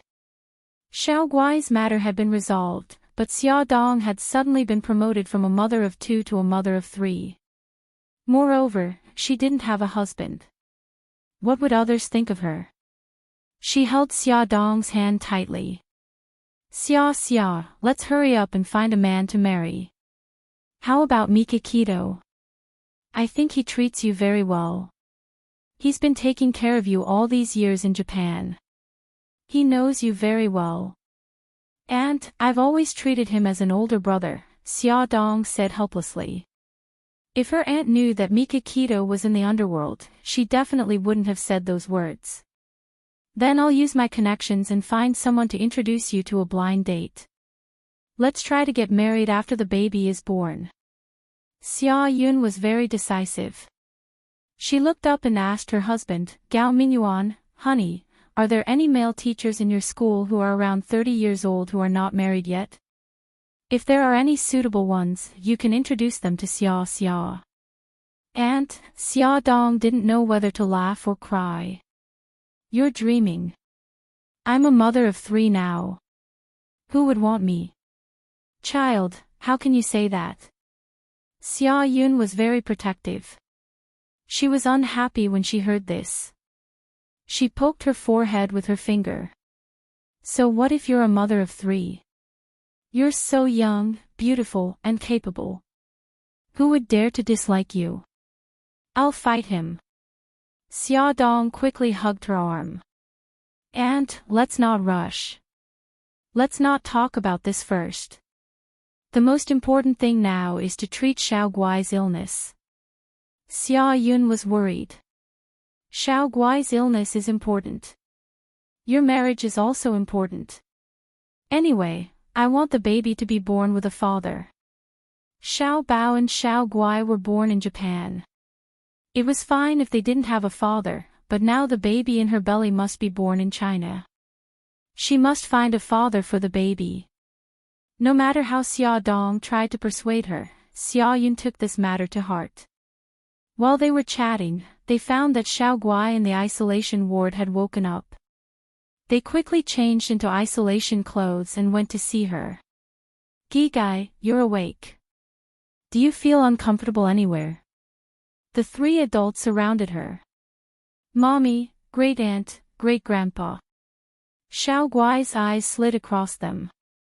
Her big eyes had lost their usual luster. Her pink lips were dry and cracked, and her soft voice was hoarse. "Mommy, I feel so uncomfortable. where do you feel uncomfortable? Tell mommy. Xia Dong sat by her bed and held her little hand with heartache. My chest hurts. My throat hurts. My head is dizzy, and I want to vomit. Don't be afraid. Great aunt will call the doctor for you. Xia Yun let Xia Dong stay with the child while she hurried out to call the doctor. Unexpectedly, when she reached the corridor, she saw Xia Jinqing walking over in a panic. She shouted, Xia Jinqing. Xia Jinqing had been peeking outside the isolation ward. He didn't expect Xia Yun to suddenly come out and be caught red-handed. He looked embarrassed. What are you doing here? Are you peeking at Xiao Guai? Xia Yun was angry when she saw him. She said angrily, don't come here again. We don't want to see you again. Xia Yun shouted so loudly that everyone in the room heard it. Xia Dong didn't want to go out and cause trouble for herself. Gao Mingyuan was afraid that Xia Yun and Xia Jinqing would quarrel, so he said something and went out to persuade them. Wife, this is the hospital. Don't shout so loudly. It's not good to be seen by others. Gao Mingyuan walked to their side. Xia Yun snorted and glared at Xia Jinqing. Forget it. I don't want to talk nonsense with you now. With that, she went to find the doctor. Xia Jinqing's old face turned red and white. Gao Mingyuan looked at him. Old Qi, Xiao Guai is seriously ill. Xia Dong and Xia Yun are both upset. It's better if you don't appear in front of them for the time being. Xia Jinqing looked embarrassed. I know. I just want to know how Xiao Guai is. What illness does she have? Attention, Hongcha 866. Chapter 163. Aplastic anemia. Gao Mingyuan patted him on the shoulder. I know you're not doing well either. I advise you to stay away from us. If the Su family finds out, they won't let you off easily. I understand. Xia Jinqing was embarrassed by his words. Xinchen is also staying in this hospital. I'll go up first. Gao Mingyuan couldn't help but sigh as he watched Xia Jinqing's fleeing figure. He still remembered how Xia Ling and Xia Dong had suffered when Xia Jinqing abandoned them. He also knew that Xia Jinqing had secretly helped Xia Ling's small restaurant, but Su Murong soon came looking for them. The next day, a group of hooligans came and smashed Xia Ling's restaurant. He didn't need to guess to know that it was Su Murong's doing. Doctor, please take a look. How is the child now? After a detailed examination, the doctor said, the patient's temperature is normal, and the respiratory infection is under control. There are no other symptoms of infection. Her condition is relatively good. But the child is uncomfortable. Chest pain, throat pain, dizziness, nausea. Her upper respiratory infection is acute pharyngitis and laryngitis.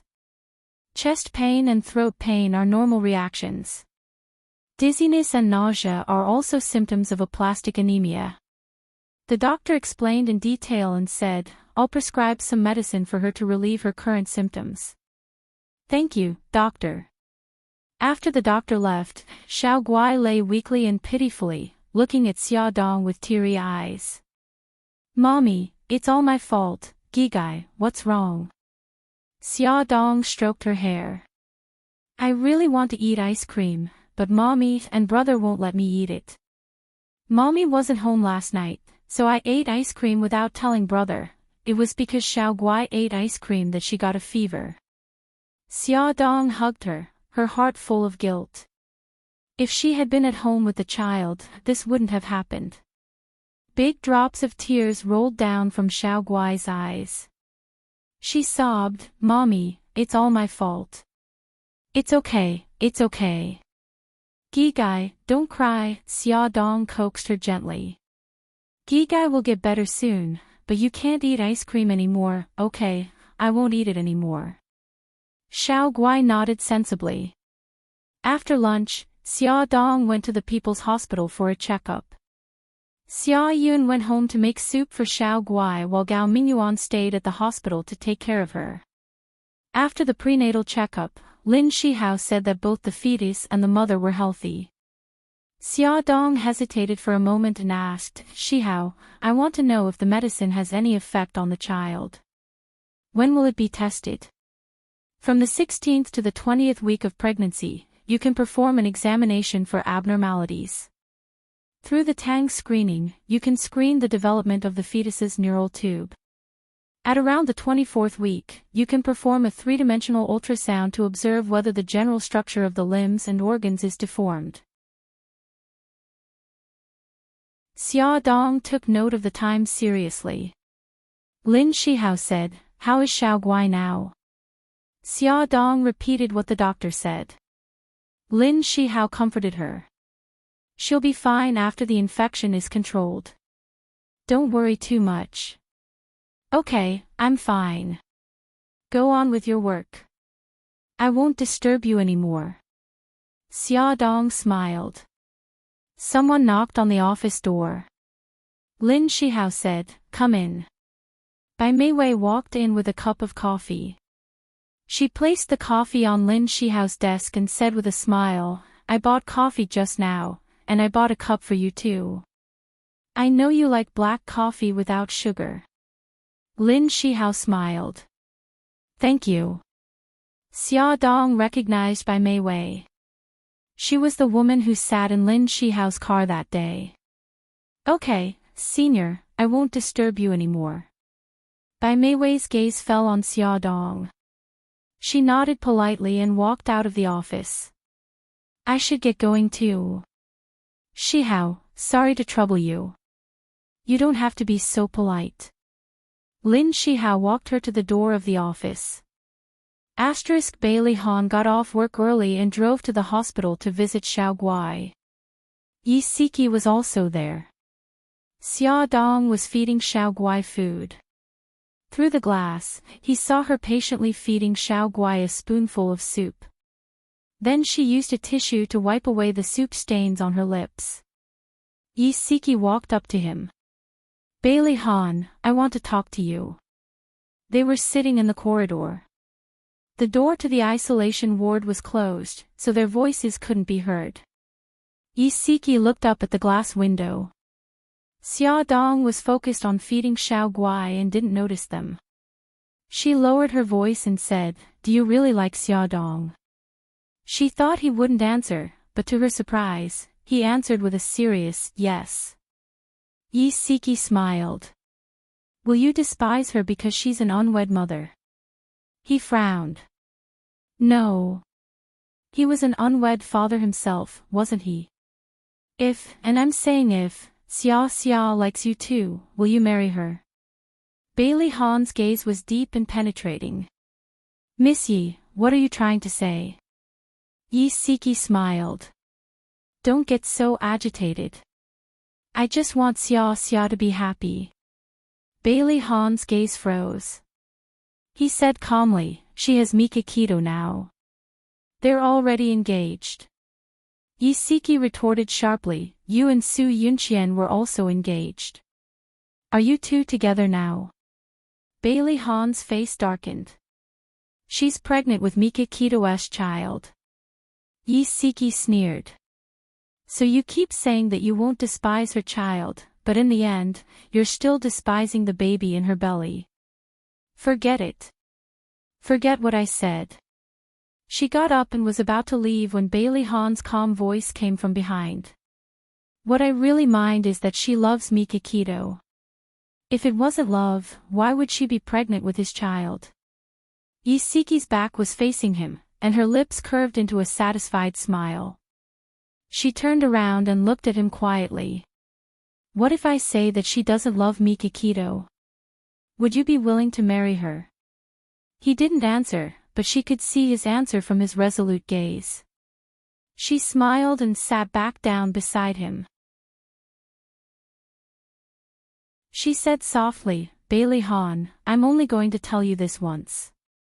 Listen carefully. Xia Xia and Mikakito are only pretending to be engaged.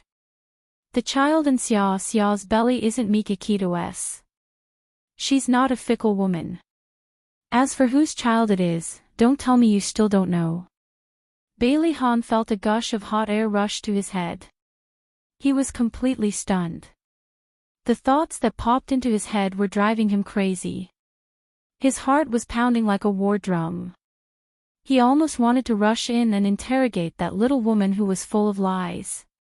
His deep eyes were filled with coldness as he stared fixedly at the glass window. His gaze was like an icicle piercing into Xia Dong's body. She actually had a fake engagement with Mikakito. The child in her belly was really his, but she lied and said that it was Mikakito's. Damn it, how could he fall for such a liar? But he deserved to die for liking her. Bailey Han clenched his fists. He wanted to beat himself up. Yi Siki smirked. You should keep these things to yourself. If you interrogate Xia Xia, she will never admit it. Also, don't rat me out. Otherwise, I won't help you anymore. His voice was filled with suppressed anger. What else do you know? Whose children are Xiao Guai and Xiao Bao? Yi Siki shrugged. I won't say another word about them. If you're interested, you can check it out yourself. She muttered in her heart, Xia Xia, don't blame me. I'm just thinking about your lifelong happiness. Yi Siki continued, don't blame me for not reminding you. Mikakito will be back in a month at most. When that time comes, it will be much harder for you to pursue Xia Xia. So you'd better take action now. He frowned. Okay, I'm going back now. You can keep her company. Yi Siki bid farewell to Xia Dong and Xiao Guai and left the hospital. Bailey Han changed into his isolation suit. Xiao Guai had already finished eating and was lying quietly in bed, listening to Xia Dong tell her a story. Seeing him, Xiao Guai was very happy. Her beautiful eyes curved into cute crescents as she said softly, Uncle Bailey, I'm so happy to see you. Bailey Han's eyes were full of smiles as he said gently, why? Xiao Guai giggled. Because you're as handsome as Uncle Shin. Gigai, you're such a love-struck fool. Xia Dong pinched her little nose in annoyance. It was just a childish remark, but Bailey Han took it seriously. He sat on the chair beside her bed and expressed his opinion seriously. I'm more handsome than your Uncle Shin, right, Xia Dong? There was a mischievous look in his eyes as he waited for her answer. Xia Dong was speechless. You're both very handsome. Are you happy now? She had never seen such a narcissistic person. No, Uncle Shin is more handsome. Xiao Guai pouted unhappily. In her heart, Uncle Shin was closer to her, so she had to defend Uncle Shin, even though Uncle Bailey was actually a little more handsome than Uncle Shin. Xia Dong poked Bailey Han's arm and smiled mischievously. See, Xiao Guai doesn't agree with your opinion. It's okay. No matter what Xiao Guai says, it's always right. Bailey Han didn't mind at all. There was a doting look in his eyes as he smiled and stroked Xiao Guai's hair. However, he didn't expect that a gentle touch would cause him to remove several strands of hair. He had a bad feeling in his heart. He calmly hid the strands of hair in his palm and smiled as if nothing had happened. Gigai, Uncle will bring Brother Yi to see you tomorrow, okay? Okay. Xiao Guai's eyes sparkled. She suddenly turned her gaze to Xia Dong. Mommy, let brother come over too. The three of us can play together, okay? Okay, Mommy will bring brother over tomorrow. After chatting for a while, Xiao Guai was tired. Xia Dong sang a nursery rhyme to coax her to sleep. After she fell asleep, they quietly left. Bailey Han stretched his arm in front of her and opened his palm. What's going on? Add Songshu 566.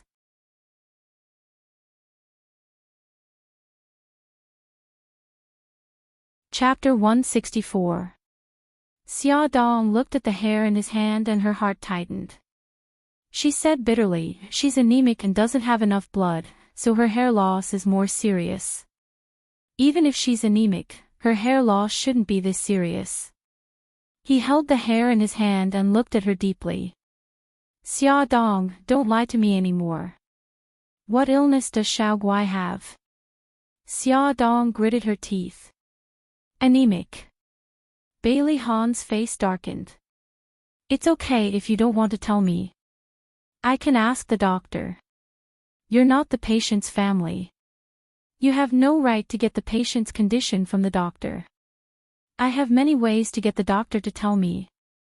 She sat on the bench and covered her face with both hands. Her voice was tired. Bailey Han, don't force me. I'm not forcing you. I just want to know the truth. He just wanted to enter her life and understand her better. But I don't want to say it. I beg you, leave me some dignity, okay? She suddenly looked up at him.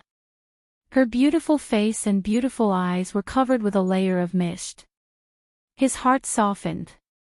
She wanted freedom, so he gave her freedom. She wanted dignity, so he gave it to her. However, she was the woman he liked.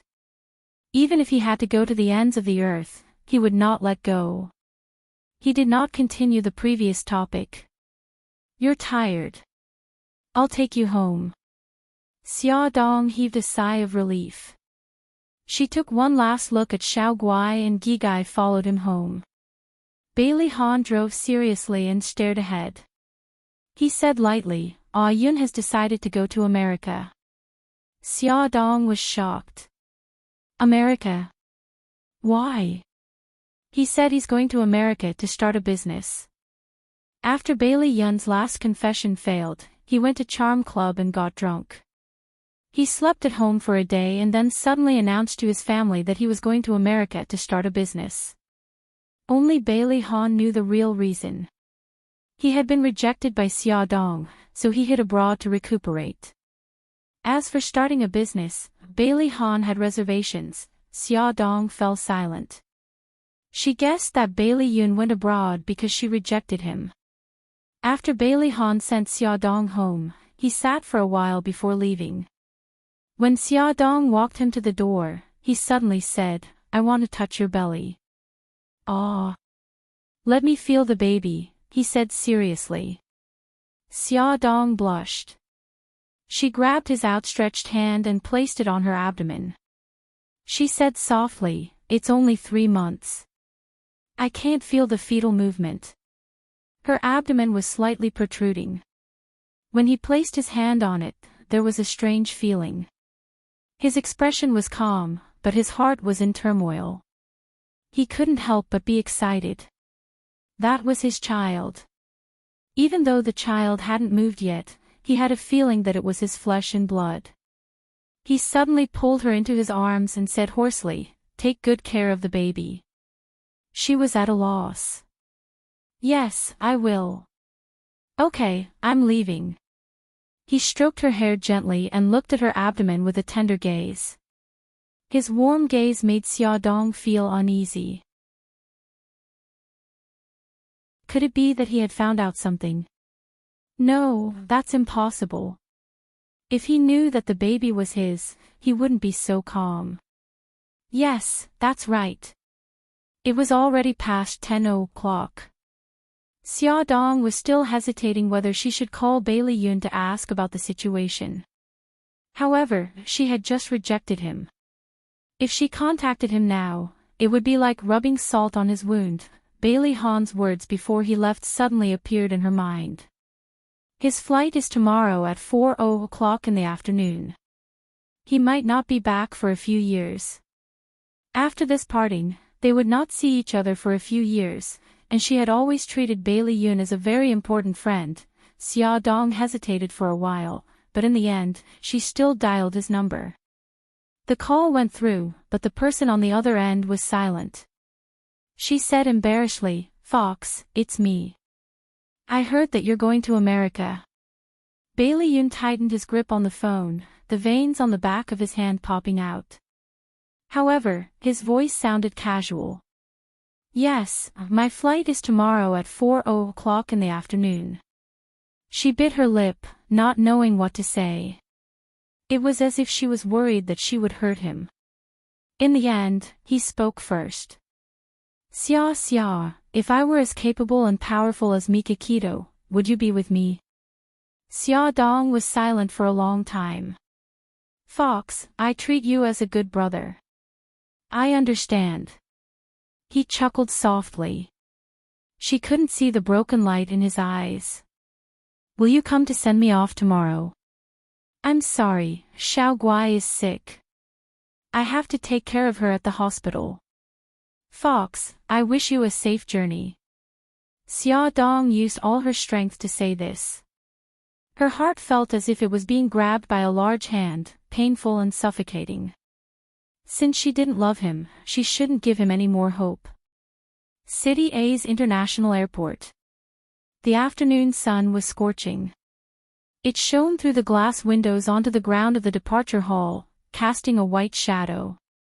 Bailey's family members were all sending Bailey Yun off in the airport hall. Bailey Yun smiled and said goodbye to them one by one. He seemed to have matured overnight.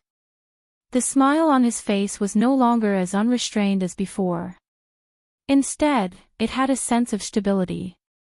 He squatted down and stroked Xiao Yi's head. Xiao Yi, second uncle is leaving now.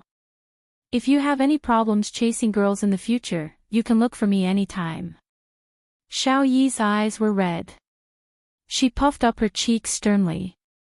Second uncle, the next time you come back from America, you have to bring me a little ant. Otherwise, I'll despise you. Oh, you still dare to despise me. We'll talk about it when you're older. Bailey Yun smiled and gestured at his waist. Ah Yun, take good care of yourself when you're in America. Don't make me and your mommy worry anymore. Although Bailey Yun was a playboy, Bailey Xiong still liked him the most. His eyes were red as he reminded him. I know, Daddy. You have to take good care of yourself too. Bai Jinxiu didn't come. Bailey Han patted him on the shoulder. If you have any difficulties, remember to look for me. Bailey Yun grinned. Brother, I've caused you a lot of trouble since I was young. I'll try my best not to cause you any more trouble in the future. Before leaving, old Madam, who had always disliked him, also said a few words of comfort. Ah Yun, it seems that you're really sensible. We don't expect you to create a big career.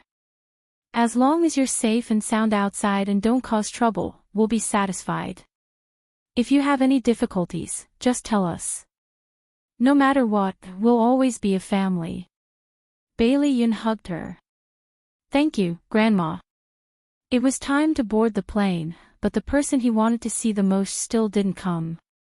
Bailey Yun's lips curled up mockingly. He shouldn't have had any expectations a long time ago, right? 5 years ago, he returned to the country in a carefree manner.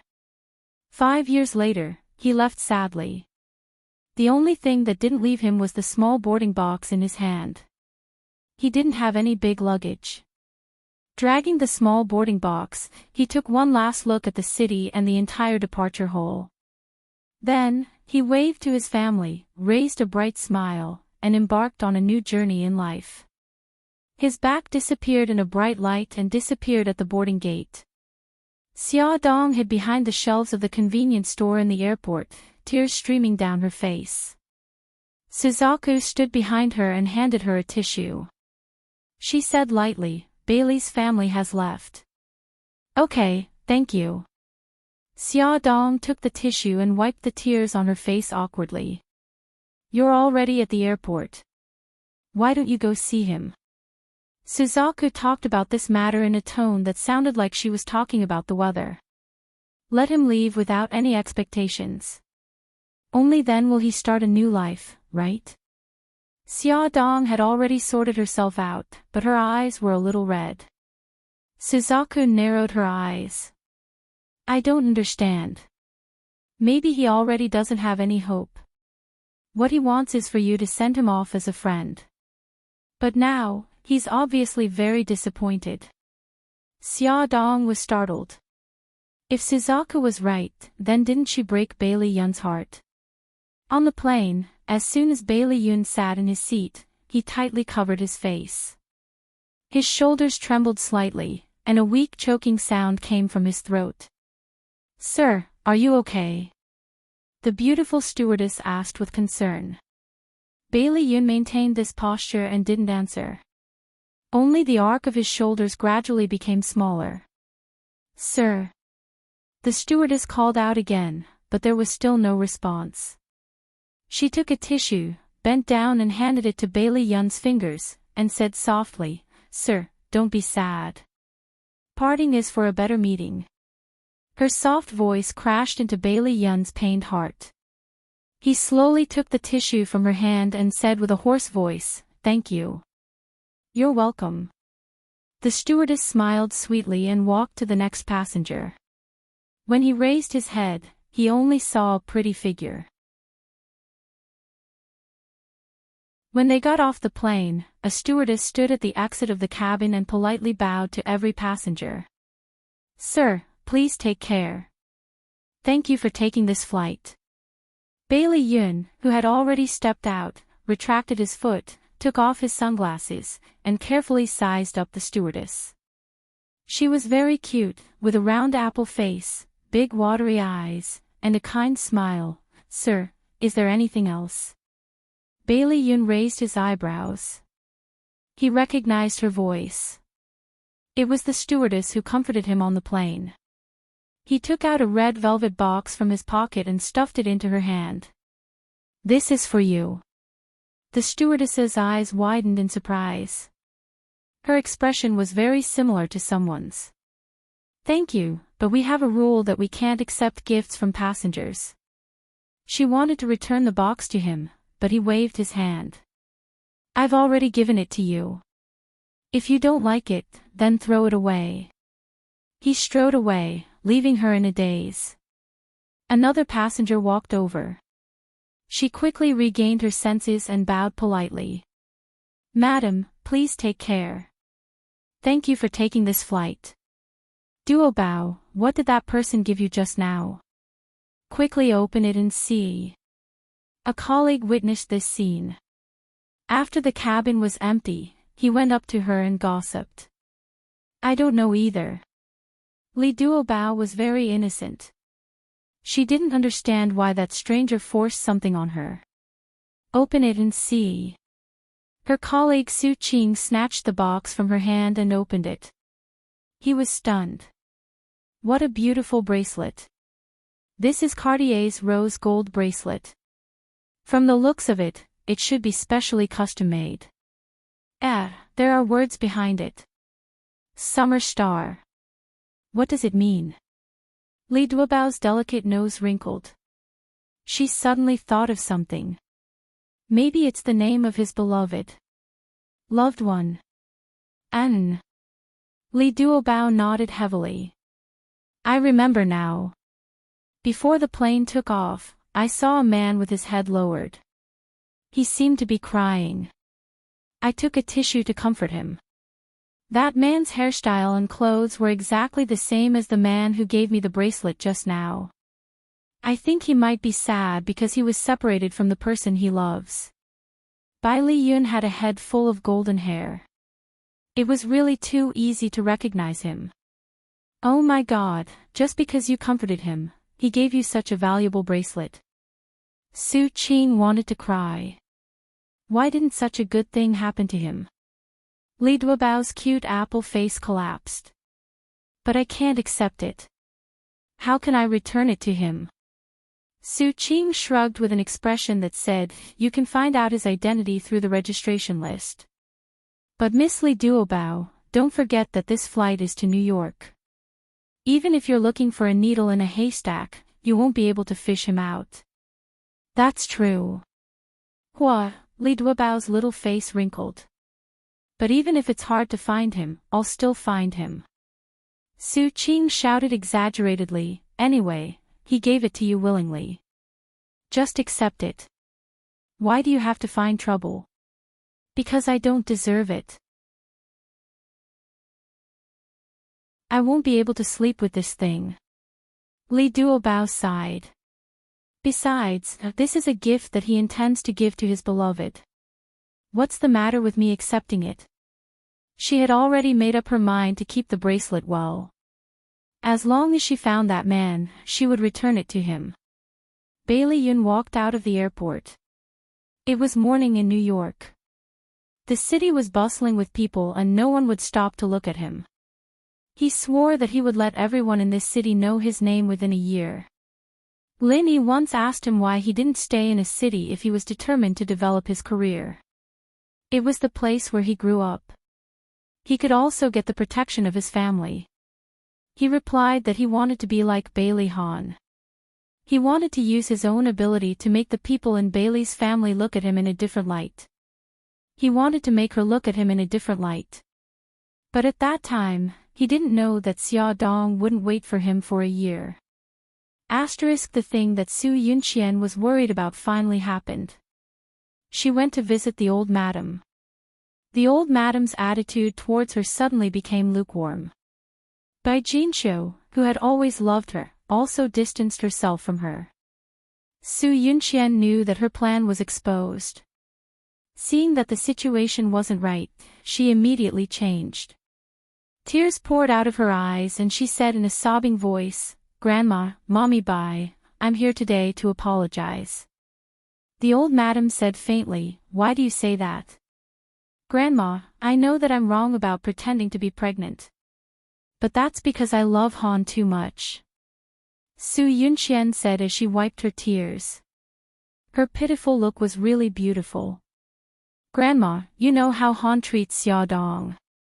I'm afraid that he will be taken away by Xia Dong. I'm also worried that he will remember the past because of Xia Dong. His head, Ad Hongcha 866.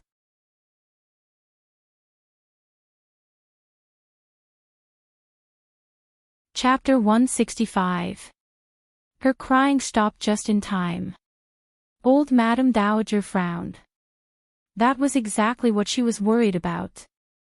However, what Su Yunqian did challenged her bottom line.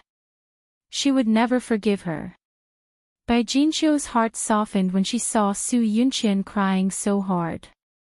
She said to old Madame Dowager, "Mom, what Yunqian said makes sense." Old Madame Dowager said coldly, "Let's just forget about this." "Yunqian, why did you hurt Xiao Yi?" "Grandma, I didn't do it on purpose. You have to believe me. That night, when little Wingzi told me about his godfather, I was very surprised. I wanted to cover his mouth to stop him from yelling, but he struggled and rolled down the stairs. Grandma, I'm sorry for Xiao Yi. After that, I was too scared to tell you. I'm sorry." Su Yunqian covered her mouth and cried bitterly. Old Madame Dowager looked at her coldly. "Why were you so panicked when you heard about Godfather?" Because.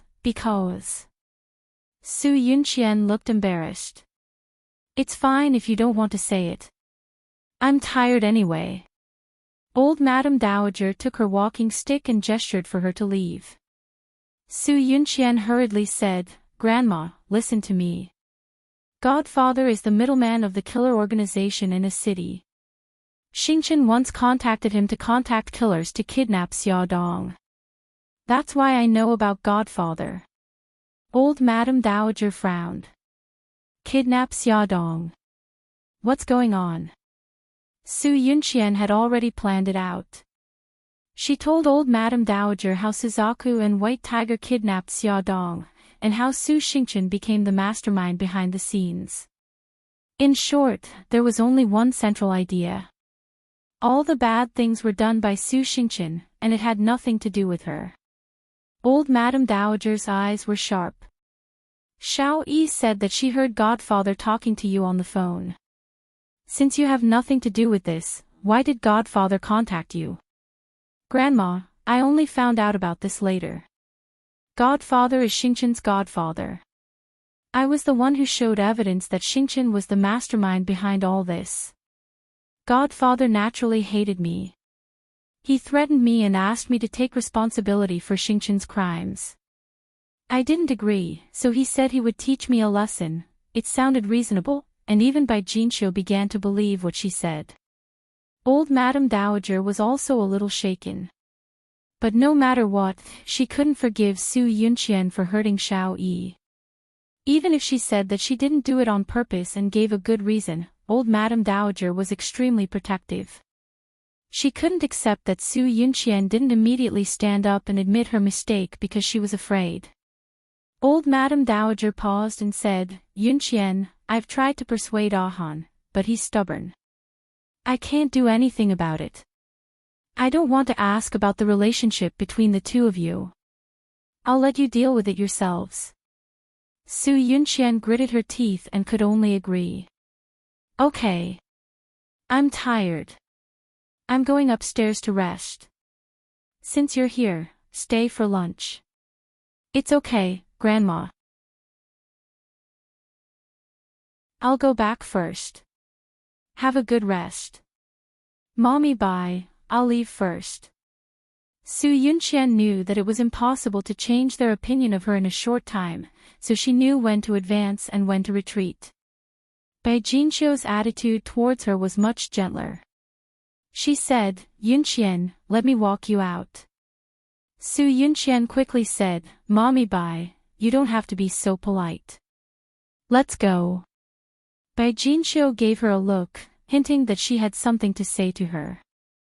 The two walked out of the living room hand in hand. Bai Jinxiu whispered, Yunqian, little Jing is coming back. Old Madame Dowager listens to little Jing the most. When the time comes, ask little Jing to put in a good word for you. Su Yunqian was delighted. Thank you, Mommy, bye. I know what to do. The little Jing that Bai Jinxiu was talking about was Bailey Han's younger sister, Bailey Jing. She was also the only little princess in the family. She had been doted on by the whole family since she was young. Like Bailey Yi, she was old Madame Dowager's favorite person. Su Yunqian drove out of the Bailey mansion. She slowly came up with a plan in her heart. She didn't go to the company, but directly drove to the hospital where Su Xingqian was. China's extensive and profound cultural heritage had a saying, enemies are bound to meet on a narrow road. Su Yunqian felt that this saying was made for her and Xia Dong. Su Yunqian stood at the innermost part of the elevator. The moment the elevator closed, Xia Dong pressed the elevator button and walked in. However, Xia Dong didn't see her. Xia Dong walked out of the elevator on the 7th floor.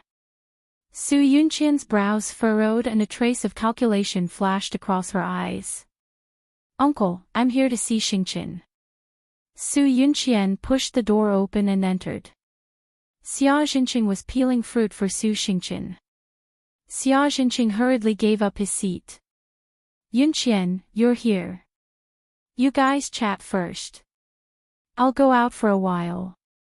When Su Xingqian saw Su Yunqian, his temper rushed up. He said sarcastically, My dear cousin, don't you feel sick of seeing me make a fool of myself every few days? Only the two of them were left in the ward.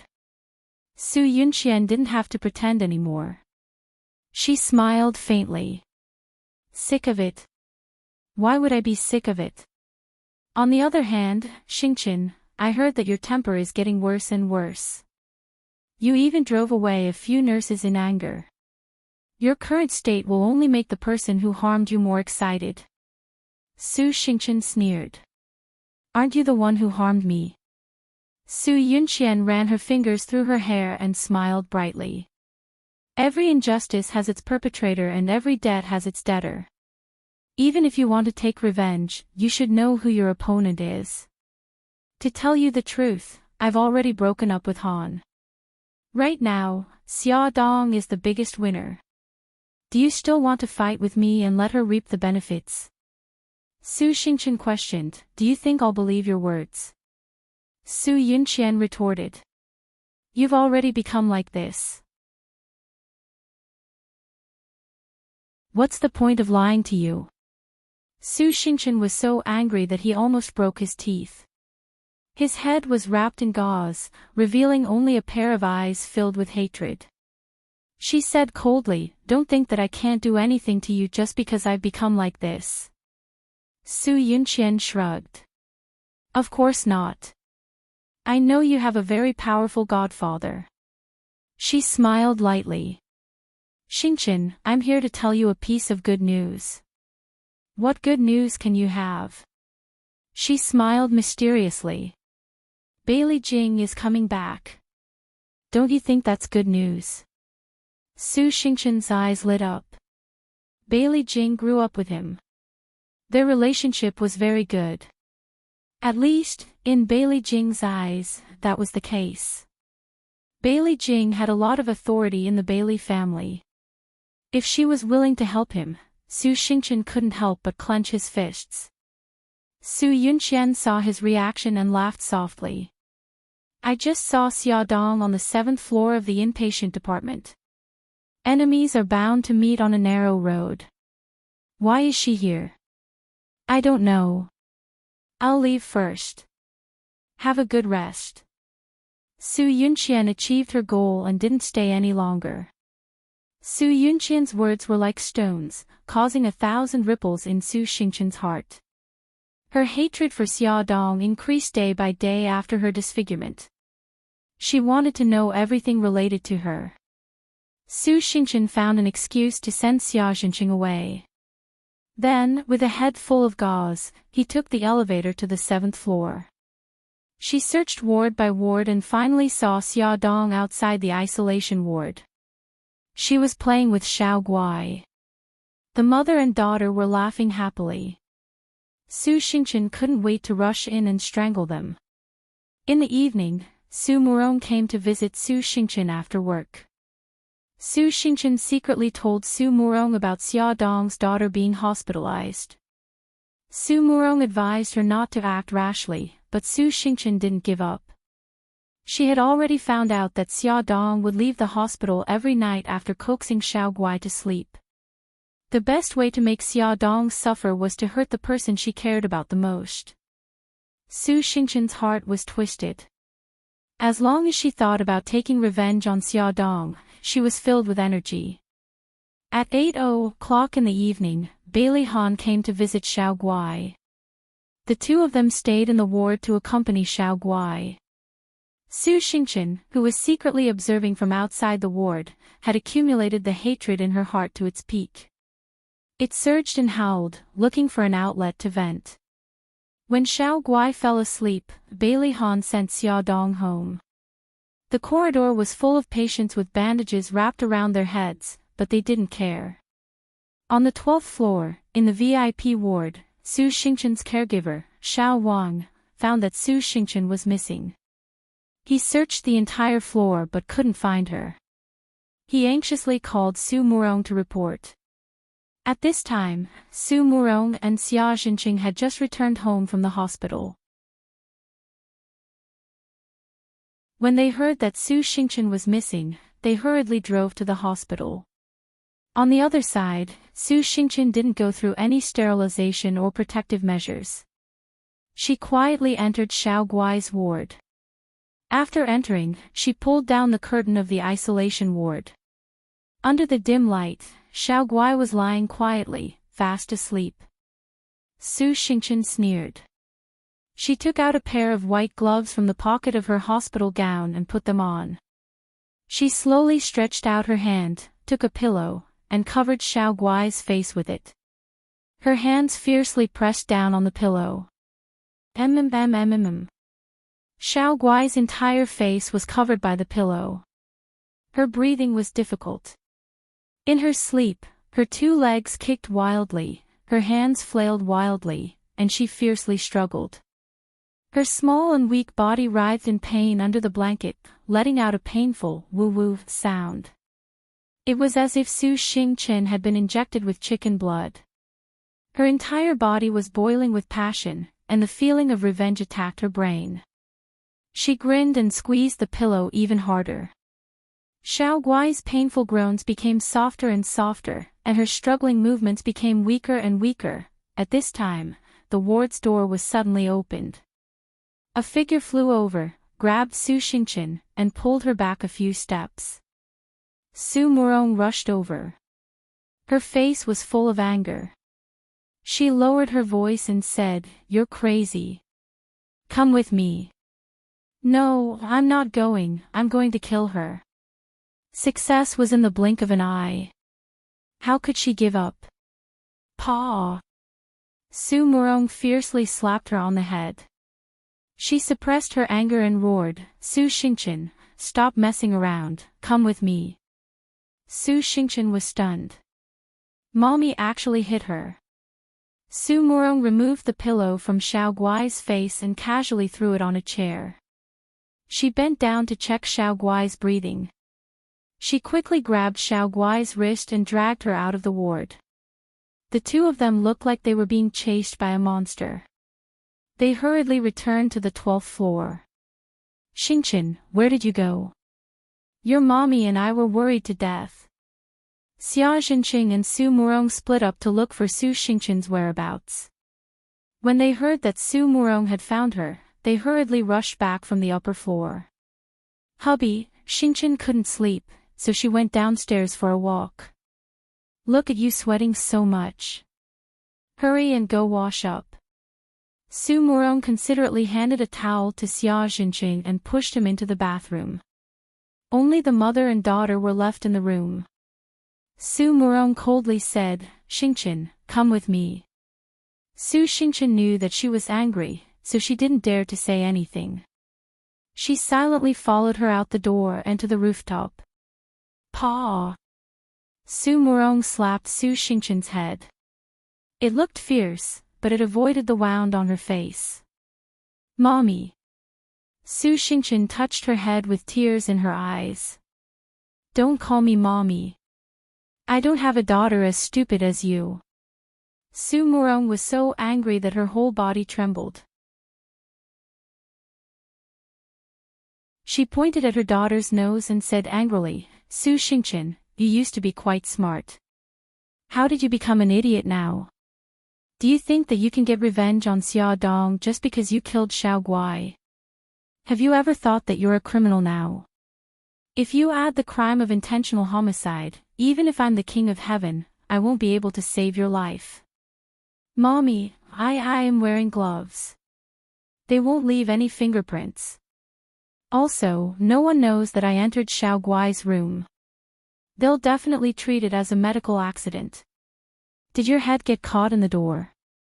Su Murong wanted to pry open her daughter's head to see what was inside. "If you think that no one knows that you entered Xiao Guai's room, then how do you explain that you went missing for more than an hour? Let me tell you, when everyone finds out about the grudge between you and Xia Dong, you'll be the #1 suspect." When Su Murong heard that Su Xingchen had gone missing, she suspected that she went to Xiao Guai's room.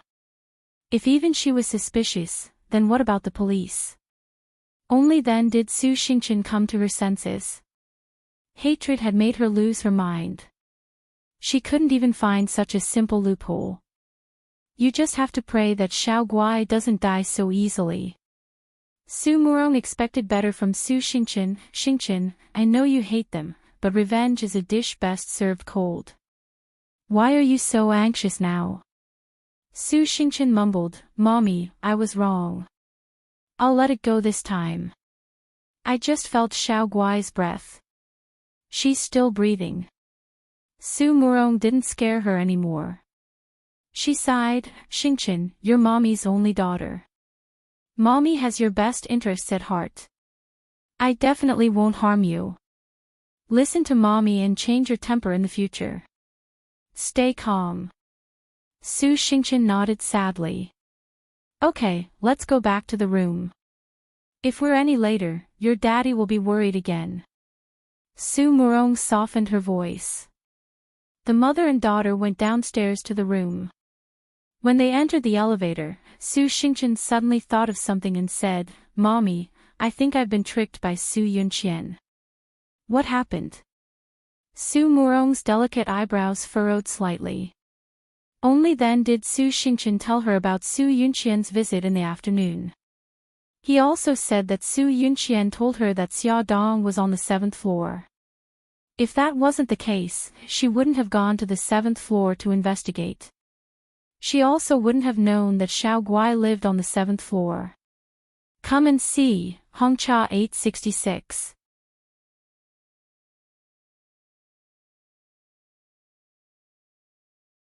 Chapter 166. Su Murong coldly snorted, "Your uncle's precious daughter is much better than you. Look at how skillful she is at using someone else to do her dirty work. Xingchen, you should learn from her." "Mommy, I was tricked by her. Why are you still speaking up for her?" Su Xingchen said, feeling wronged. "How did I give birth to such a good-for-nothing daughter like you?" Su Murong poked her head with her finger and said resentfully, "Think about it. Why can she use someone else to do her dirty work but you can't?" Su Xingchen was startled. Suddenly, her eyes lit up and she said, "Mommy, are you referring to Bailey Jing?" Su Murong nodded in satisfaction. "Think about it. Why did Su Yunqian tell you that Bailey Jing is coming back to China? Doesn't she want you to use Bailey Jing to deal with Xia Dong?" "Yes, that must be it." "Then let her have her way."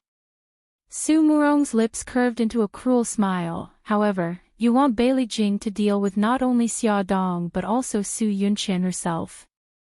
Su Xingchen's eyes flashed with excitement. "Mommy, I know what to do. I won't let you down again." On the 7th floor, the emergency beeper in the ward was ringing non-stop. "Doctor, the patient in the isolation ward is suddenly suffocating. Prepare for cardiac resuscitation. Hurry and inform the patient's family." Hurried footsteps sounded in the corridor in the middle of the night. In the ward, the doctor and nurse were performing emergency resuscitation on Xiao Guai. The nurse was in the corridor calling Xia Dong. Xia Dong rushed over with a head of wet hair. She had just finished showering and was about to go to bed when she received the call from the nurse. She was so anxious that her heart was about to stop beating. "Doctor, how is my daughter?" The emergency treatment was over. The doctor wiped the sweat off his forehead and said, "The patient is saved." Xia Dong's body went soft and she almost collapsed. She leaned against the wall and said, "Doctor, thank you. But I don't understand why Xiao Guai suddenly stopped breathing. We are also very curious about this matter." The nurse suddenly pointed to the pillow on the chair and said, "I remember very clearly that when I went out, I put this pillow next to Xiao Guai. How did it get on the chair?" Xia Dong also remembered. Something flashed through her mind and she blurted out, "Doctor, when Sister Li and I left the ward, did any medical staff come in?" The Sister Li that Xia Dong mentioned was the nurse she hired to take care of Xiao Guai. The doctor frowned. "I don't think so. The routine examination is over." "Miss Xia, are you suspecting that someone deliberately hurt your daughter? It seems too far-fetched to just rely on a pillow." If this matter was true, then the hospital also had to take some responsibility. Xia Dong only thought for a moment and understood the doctor's concerns. She said with a serious expression, "I just think that Xiao Guai suddenly stopped breathing. It's a little strange. Doctor, I believe in this hospital. That's why I sent my daughter here. I also have reasons to think that the hospital should strengthen its management. This time, my daughter was saved, so nothing major happened. If something really happened, which one of you can bear the responsibility? Miss Xia, please rest assured. This kind of accident will not happen again." The door of the isolation ward was not locked. It was very likely that an outsider would break in. It was indeed their negligence in management. After this incident, Xia Dong was worried about leaving Xiao Guai alone in the hospital. She suggested staying with her daughter. The nurse, Sister Li, persuaded her for a long time, but she did not listen. The next morning, Xia Dong woke up in the ICU and found that she had a slight tendency to catch a cold. Her head was a little dizzy, her nose was blocked, and her throat was stinging. She went to the outpatient department to see the doctor. The doctor said that she had indeed caught a cold. It was probably because she went to bed before her hair was dry last night. After taking some cold medicine, her body felt weak and she wanted to sleep. Sisterly advised her to go home and rest. "Miss Xia, you have a cold now. It's better to go home and rest. It's broad daylight. I've been watching over Xiao Guai. Nothing will happen." Xia Dong thought about it. Sisterly was right. Moreover, she had a cold and it was easy to bring germs into the ward. So she gave a few words of advice and drove home. While driving, her head was dizzy. Once, she almost hit the railing on the side of the road. She was so frightened that she suddenly woke up. When she finally drove home, she was covered in cold sweat. "Mommy, why do you look so pale? Did something happen to Xiao Guai?" Xiao Bao saw her pale face and was shocked. "Xiao Guai is fine. I have a cold. Baby, Mommy took the medicine and is sleepy. I'm going to sleep for a while. Call me if you need anything." Xia Dong collapsed on the bed and fell asleep quickly.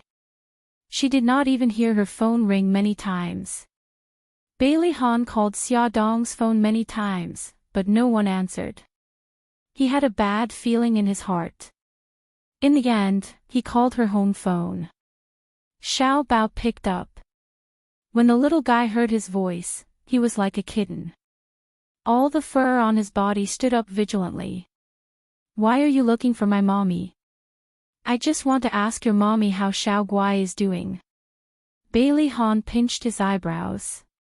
He did not understand why the little guy was so hostile to him. Xiao Bao snorted. "Gi Guy is fine. I don't need your fake kindness." Bailey Han paused and asked again, "Where's your mommy? Why hasn't she answered the phone?" Xiao Bao said impatiently, "My mommy is sick. She's sleeping now. Don't disturb her."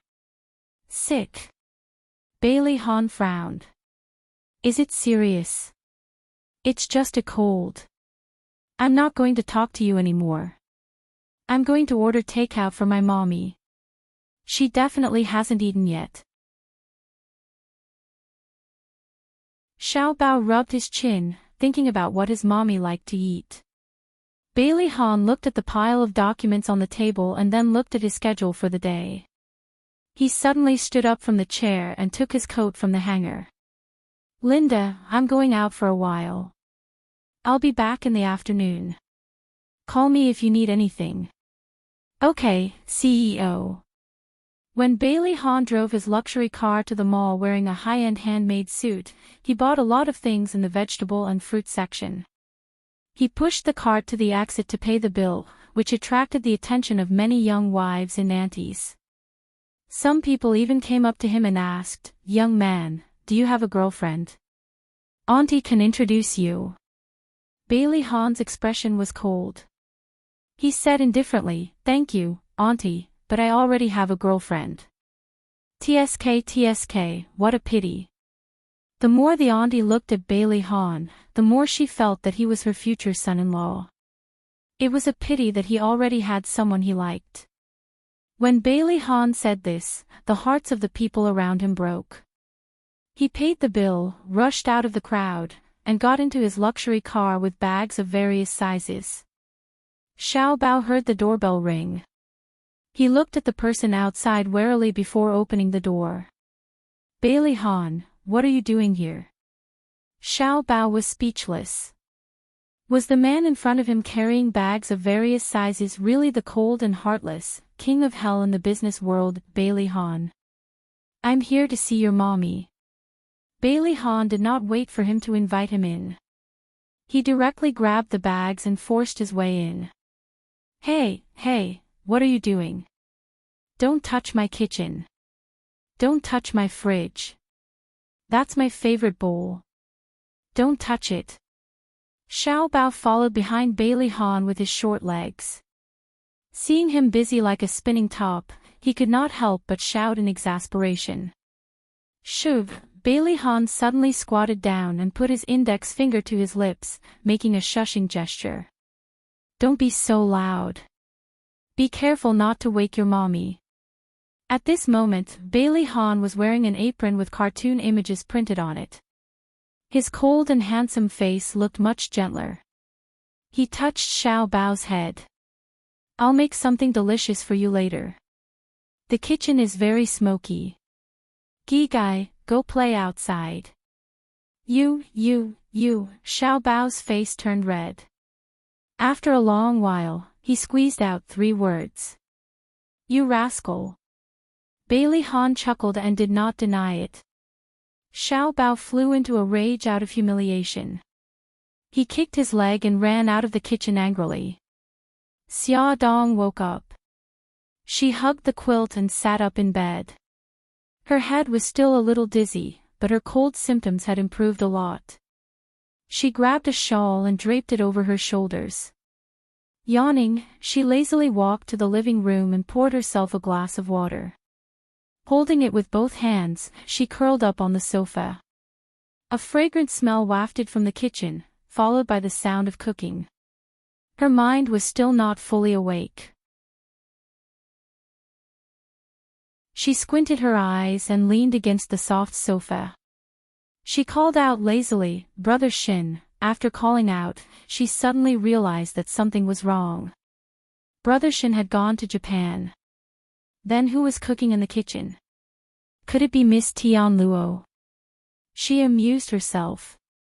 Her mouth was open foolishly when a figure suddenly walked out of the kitchen with a plate of food in his hands. Xia Dong was instantly petrified. Bailey Han looked at her shocked expression in amusement. The corners of his lips turned up. You're awake. Just in time. The food is ready. Get ready to eat. That man in the cartoon apron must have been a figment of her imagination. She must have opened her eyes the wrong way. Let's do it again. Xia Dong muttered to herself for a while. She trembled as she opened her eyes again. She jumped in shock. A handsome face was enlarged in front of her. He looked slightly worried. What's wrong? Are you still not feeling well? Why are you in my house? Xia Dong stammered. I heard from Xiao Bao that you had a cold, so I came to take a look. Bailey Han reached out and touched her forehead. Have you taken your temperature? Do you have a fever? I've taken it. My temperature is normal. Xia Dong pulled his hand away from her forehead and looked at him steadily. Bailey Han, don't be so nice to me anymore. I'm not used to it at all. He was so nice that she felt guilty. Bailey Han chuckled. Then you'll have to learn to get used to it, because I'm going to treat you even better. His straightforward words made Xia Dong blush slightly. He patted her head. Wash your hands and get ready to eat. I'll call Xiao Bao. Add Songshu 566.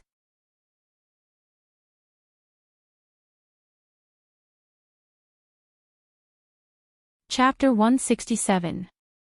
The dishes were all very light and suitable for people who had a cold. There was stir-fried fungus with lilies, stir-fried lettuce, broccoli with garlic, cold cucumber with a few drops of sesame oil, and a pot of thick millet porridge. Bailey Han even specially made cola chicken wings and deep-fried drumsticks for Xiao Yi. It had to be said that Bailey Han's cooking was very good. Even the picky Xiao Bao temporarily put aside his prejudice against him and ate with relish. The millet porridge not only warmed Xia Dong's stomach, but also warmed her heart. It was a very happy thing to have someone care about her when she was sick. However, in the next moment, she was a little distressed. Bailey Han's care was not something she could accept. Xia Dong was full after eating a bowl of millet porridge, so she put down the bowl and chopsticks. Bailey Han looked at her. Do you want another bowl? No need, I'm full. You can eat slowly. After the meal, Xia Dong wanted to clear the dishes, but Bailey Han stopped her. Sit down and rest. Remember to take your medicine in half an hour. He looked very professional, so Xia Dong couldn't interfere even if she wanted to. Gigai curled up on the sofa and watched him busy. He seemed to treat housework as a job. He was serious, not allowing the slightest mistake. After washing the pots and pans, he even wiped the kitchen table clean. It had to be said that he looked very charming when he was serious. A man who did housework could also be very charming. Xia Dong supported her head with one hand. She didn't know where her thoughts had run off to. Xiao Bao's soft little body suddenly burrowed into her arms. He whispered, "Mom." Xia Dong carried him to her side and asked, "Baby, what's the matter?" Xiao Bao's voice was very low as he said mysteriously, "Mom, how did you break up with Bailey Han in the past?" Based on his recent observations, he realized that Bailey Han didn't seem like an irresponsible, bad man. Of course, the most important thing was Xiao Yi's background. It made him more and more unsure if he should continue to hate Bailey Han. So, he wanted to figure out what was going on between his mommy and Bailey Han. Xia Dong glanced at Bailey Han, who was cutting fruits in the kitchen, and said in a low voice, "This is an adult's business. Little brat, don't worry about it." "Mom, I despise you. You always treat me like a 3-year-old. Xiao Bao shouted angrily. Bailey Han could not help but look up at the living room. All right, stop yelling."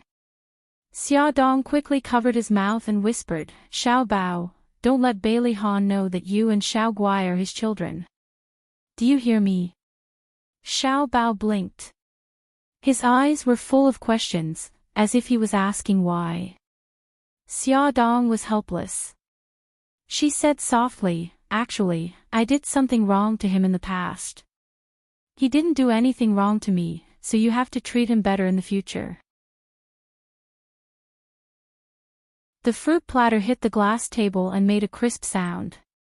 Bailey Han's voice came from above. "What are you whispering about? Eat some fruit." Xia Dong looked up and smiled dryly.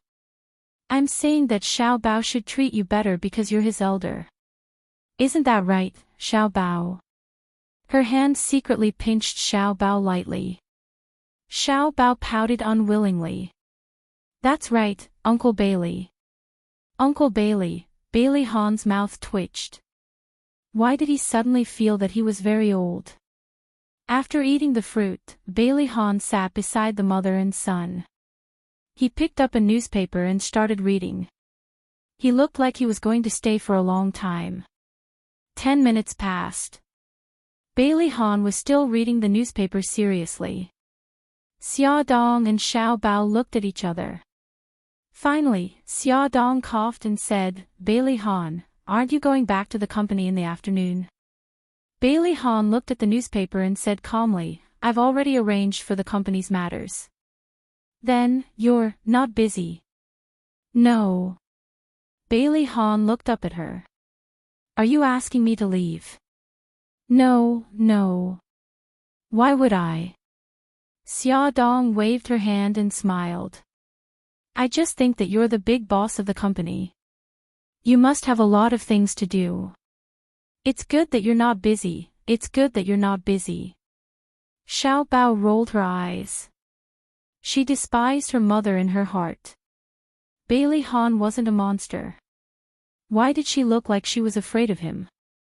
Bailey Han's lips curled up slightly.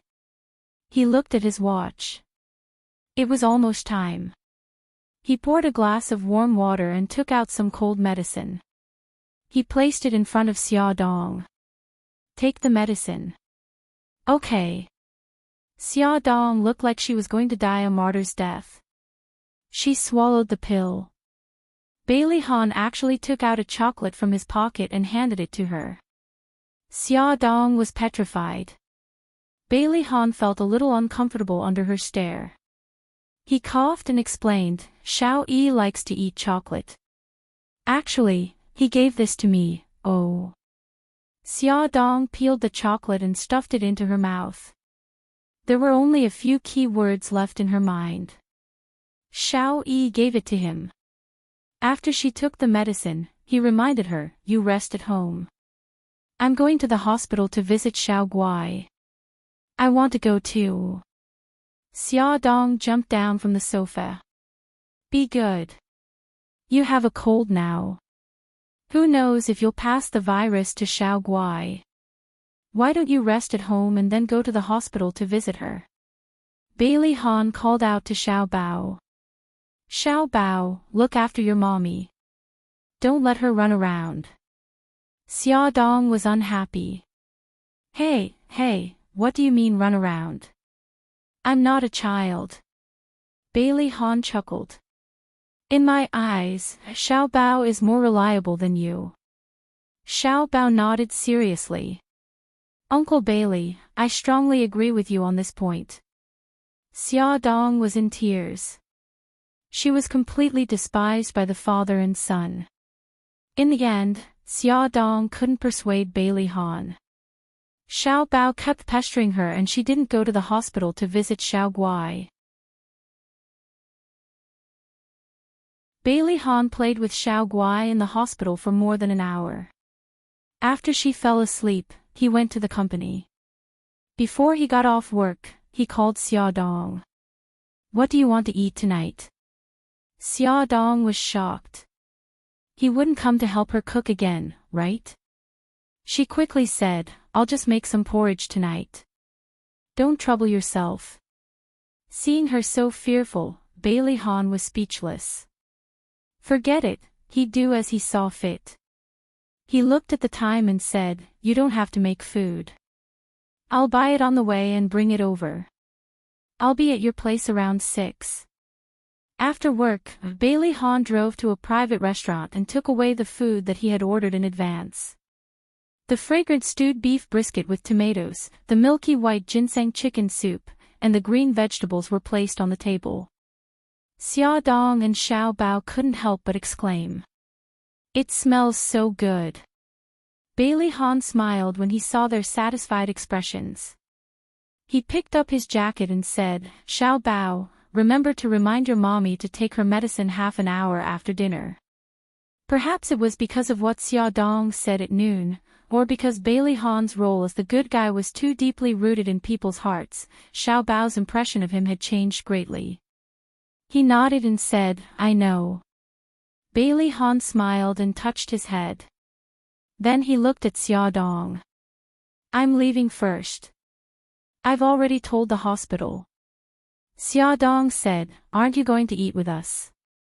His lips curved and his smile became gentler. I promised Xiao Yi that I would go home and have dinner with him every day.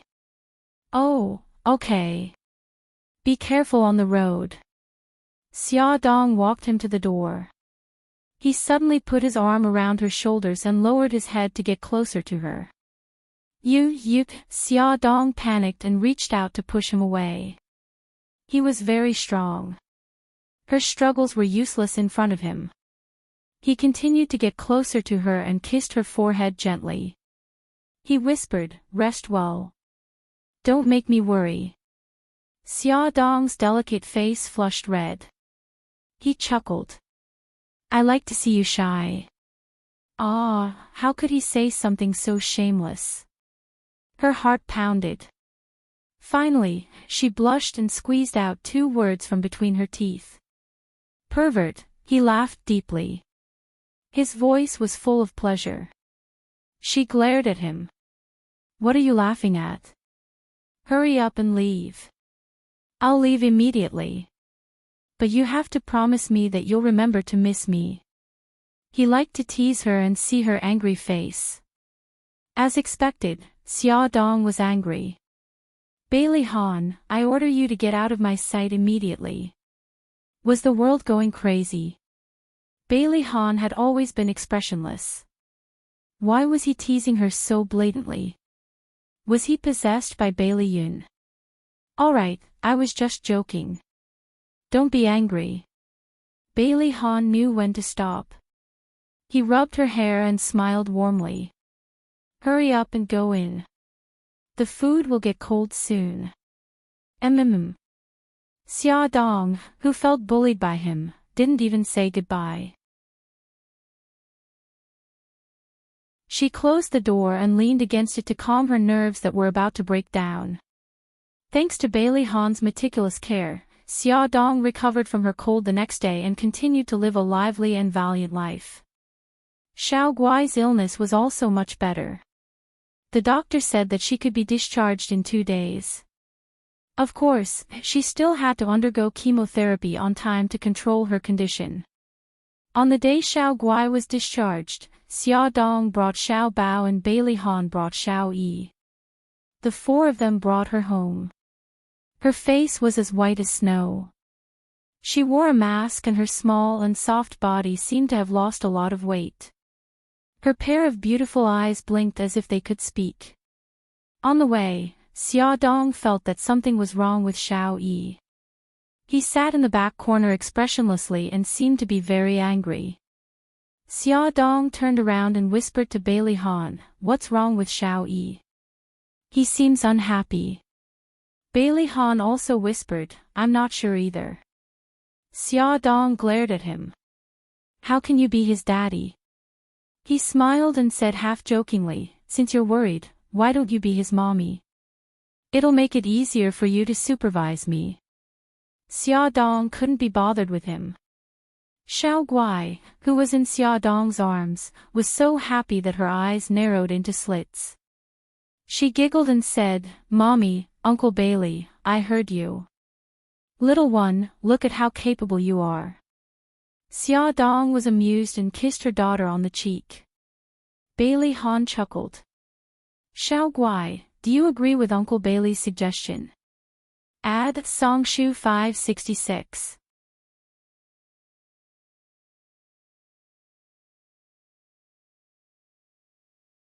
Chapter 168.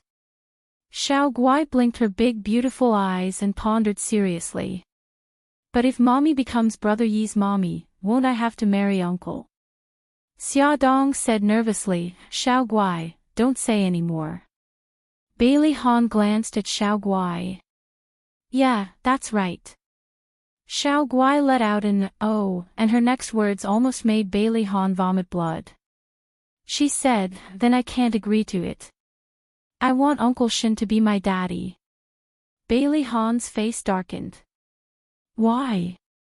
"Because Uncle Shin loves my mommy a lot." Xia Dong's face darkened. "You little brat, what do you know about love?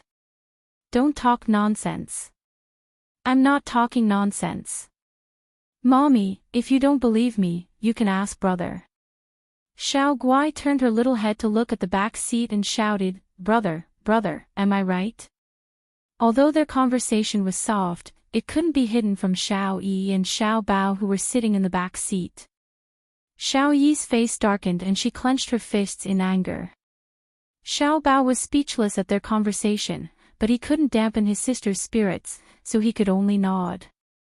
"Look, mommy. Brother agrees with me." Xia Dong said helplessly, "Yes, yes. You're the best." Bailey Han was very unhappy. Mikakito occupied a very important position in the children's hearts. It wasn't easy to defeat him. From the time Xiao Yi went to the hospital to pick up Xiao Guai until the time he and Bailey Han left Xia Dong's house, he didn't say a word or smile. The way he looked at Xia Dong frightened her. It wasn't a look that a 4-year-old child should have. It was filled with deep resentment. Whenever Xia Dong thought of the look in his eyes when he left, she would feel flustered. Could it be that he had discovered something? The next day, he told Xia Dong the answer himself. He suddenly appeared alone in front of Xia Dong's house. Xia Dong heard a knock on the door.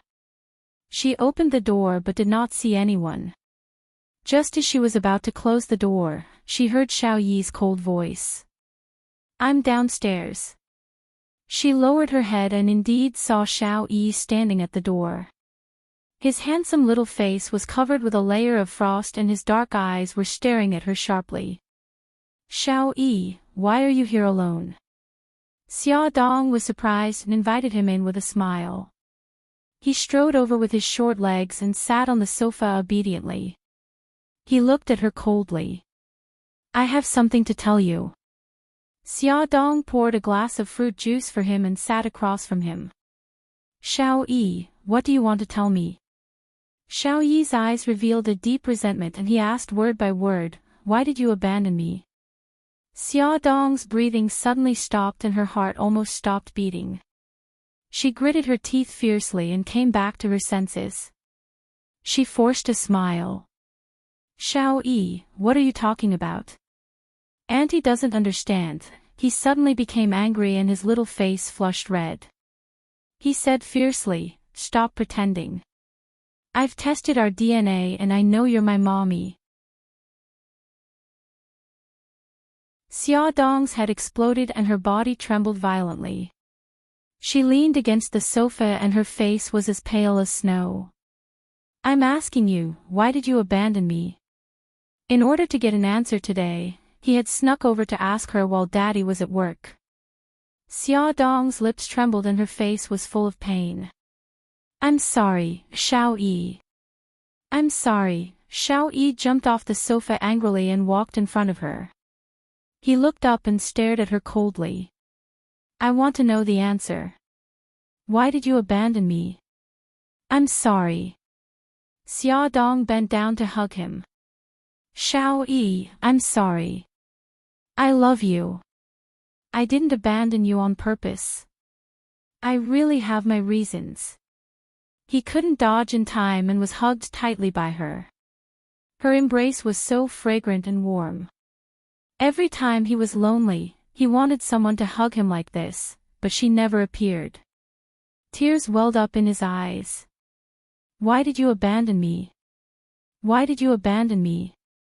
Do you know how pitiful it is to be a child without a mommy? I'm sorry, I'm sorry. Xia Dong was already sobbing. She hugged him tightly and apologized repeatedly. Why did you abandon me? You're the one who abandoned me. Xiao Yi was full of resentment. I'm the same as Xiao Bao and Xiao Guai. We're both your children. How could you treat me like this? How could you treat me like this? Xiao Yi became more and more agitated as he spoke. He finally burst into tears and pounded his chest with his fists. I hate you. I hate you. Xiao Yi, listen to mommy. Mommy loves you. I really didn't abandon you on purpose.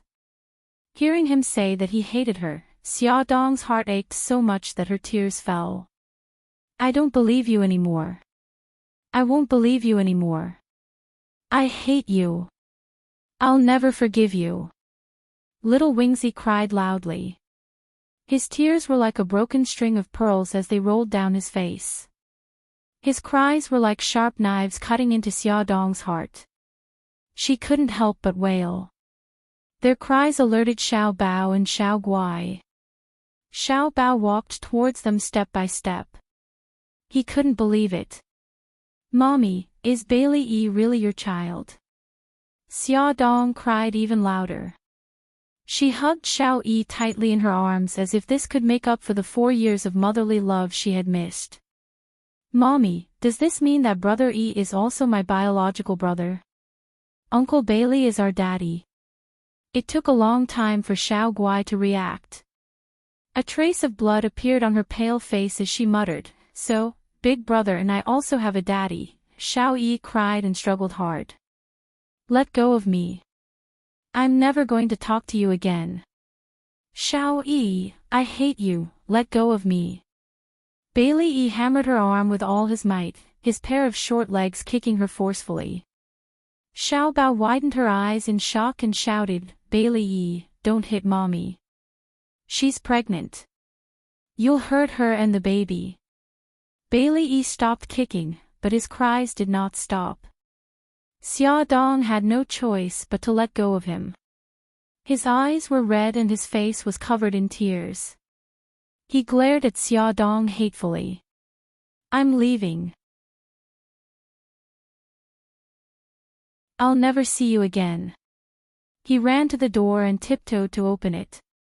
Xiaodong chased after him, but his small body shot into the elevator like a cannonball. By the time Xiaodong ran down the stairs, he had already disappeared. Xiaodong was worried and called Bailey Han. In order not to expose the truth, she could only tell him to pay more attention to Xiao Yi's movements. She felt that something was wrong with him. Bailey Han received Xiaodong's call and immediately called the villa. After the butler received the call, he ran upstairs to look for Bailey Yi, but he was nowhere to be seen. The butler anxiously reported, young master is missing. His car is also missing." Bailey Han took his coat and walked out of the office while making a call. He calmly ordered, "Pull up the surveillance video outside the villa and see when he disappeared." By the time Bailey Han returned to the villa, the butler had already ordered a group of servants to go out and look for him. Bailey Han watched the video and found that Xiao Yi ran away from home on his car 2 hours ago. He immediately contacted Xiaodong. "Xiaodong, Xiao Yi ran away from home. I called his cell phone but he didn't answer. Did he contact you?" Xiaodong's pupils suddenly shrank. She hesitated and lied, "Xiao Yi came to my place more than an hour ago. He said that he was here to see Xiao Guai. I saw that his expression was a little strange, so I called you and asked you to pay more attention. Do you know which direction he went?" Xiaodong said guiltily, "I'm sorry. He left in a hurry. When I went downstairs, he was already gone." "It's okay. It's none of your business. Can you let me know if you have any news?" "Okay, I'll hang up first." Xiao Yi had only been missing for 2 hours. Even if a police report was filed, the police station would not accept it. Bailey Han used his connections to ask the police chief to pay more attention. Then, he mobilized the Dragon Gang's forces to search the entire city for Xiao Yi's whereabouts. Xiaodong anxiously paced back and forth in the room. Xiao Bao couldn't stand it anymore. He pursed his lips and said, "Mom, there's no use for you to be anxious. You have to believe in Bailey Han's ability. He will definitely find Xiao Yi. Moreover, Xiao Yi is so smart. He won't be in any danger." Xiaodong sighed. "I know that he's smart, but no matter how smart he is, he's only a 4-year-old child. If he really meets bad people, how can he fight against them?" Xiao Bao still wanted to persuade her, but she suddenly shook her head and said, "I can't wait any longer." "Xiao Bao, do you know where Xiao Yi likes to go?" Xiao Guai raised his arm and said in a childish voice, "Mommy, I know. Brother Yi likes zoos and amusement parks. Gigai is so smart." Xiaodong patted her daughter's head and asked Xiao Bao, "Do you have a different answer?" Xiao Bao thought for a moment. "And the beach." Xiaodong texted the 2 children's guesses to Bailey Han. She also decided to go to the beach to try her luck. Because she was worried that something would happen to Gigai when she wasn't home, Xiaodong armed her to the teeth. She took the 2 children with her to the beach to look for Xiao Yi. The sunset was quiet and calm on the beach in the evening. The sea washed over the beach. From time to time, shells and small fish were stranded on the shore. Xiaodong put a sun hat on Xiao Guai. She carried her and looked around the beach, hoping to find Xiao Yi. Xiao Bao walked beside her and craned his neck from time to time to look here and there. He was also a little anxious. Although he used to hate Bailey Yi, when he found out that Bailey Yi was his brother, his rejection of Bailey Yi lessened a lot. He even slowly began to accept him. "Mom, you and Xiao Bao are over here. I'll go over there and take a look." Xiao Bao pointed at a rocky mountain. "I don't think so. Let's go over together." The rocky mountain looked a little steep. What if Xiao Bao got into an accident? The three of them walked over to the rocky mountain. Xia Dong looked at her feet seriously and didn't notice what was in front of her. Suddenly, she heard her daughter exclaim, "Hey, Mommy, isn't that Uncle Lin? Who's the auntie with him?" Welfare Hongcha 866. You're tuning into the Journey of the Soul YouTube channel. Don't forget to subscribe and join us on this journey to catch the most captivating stories.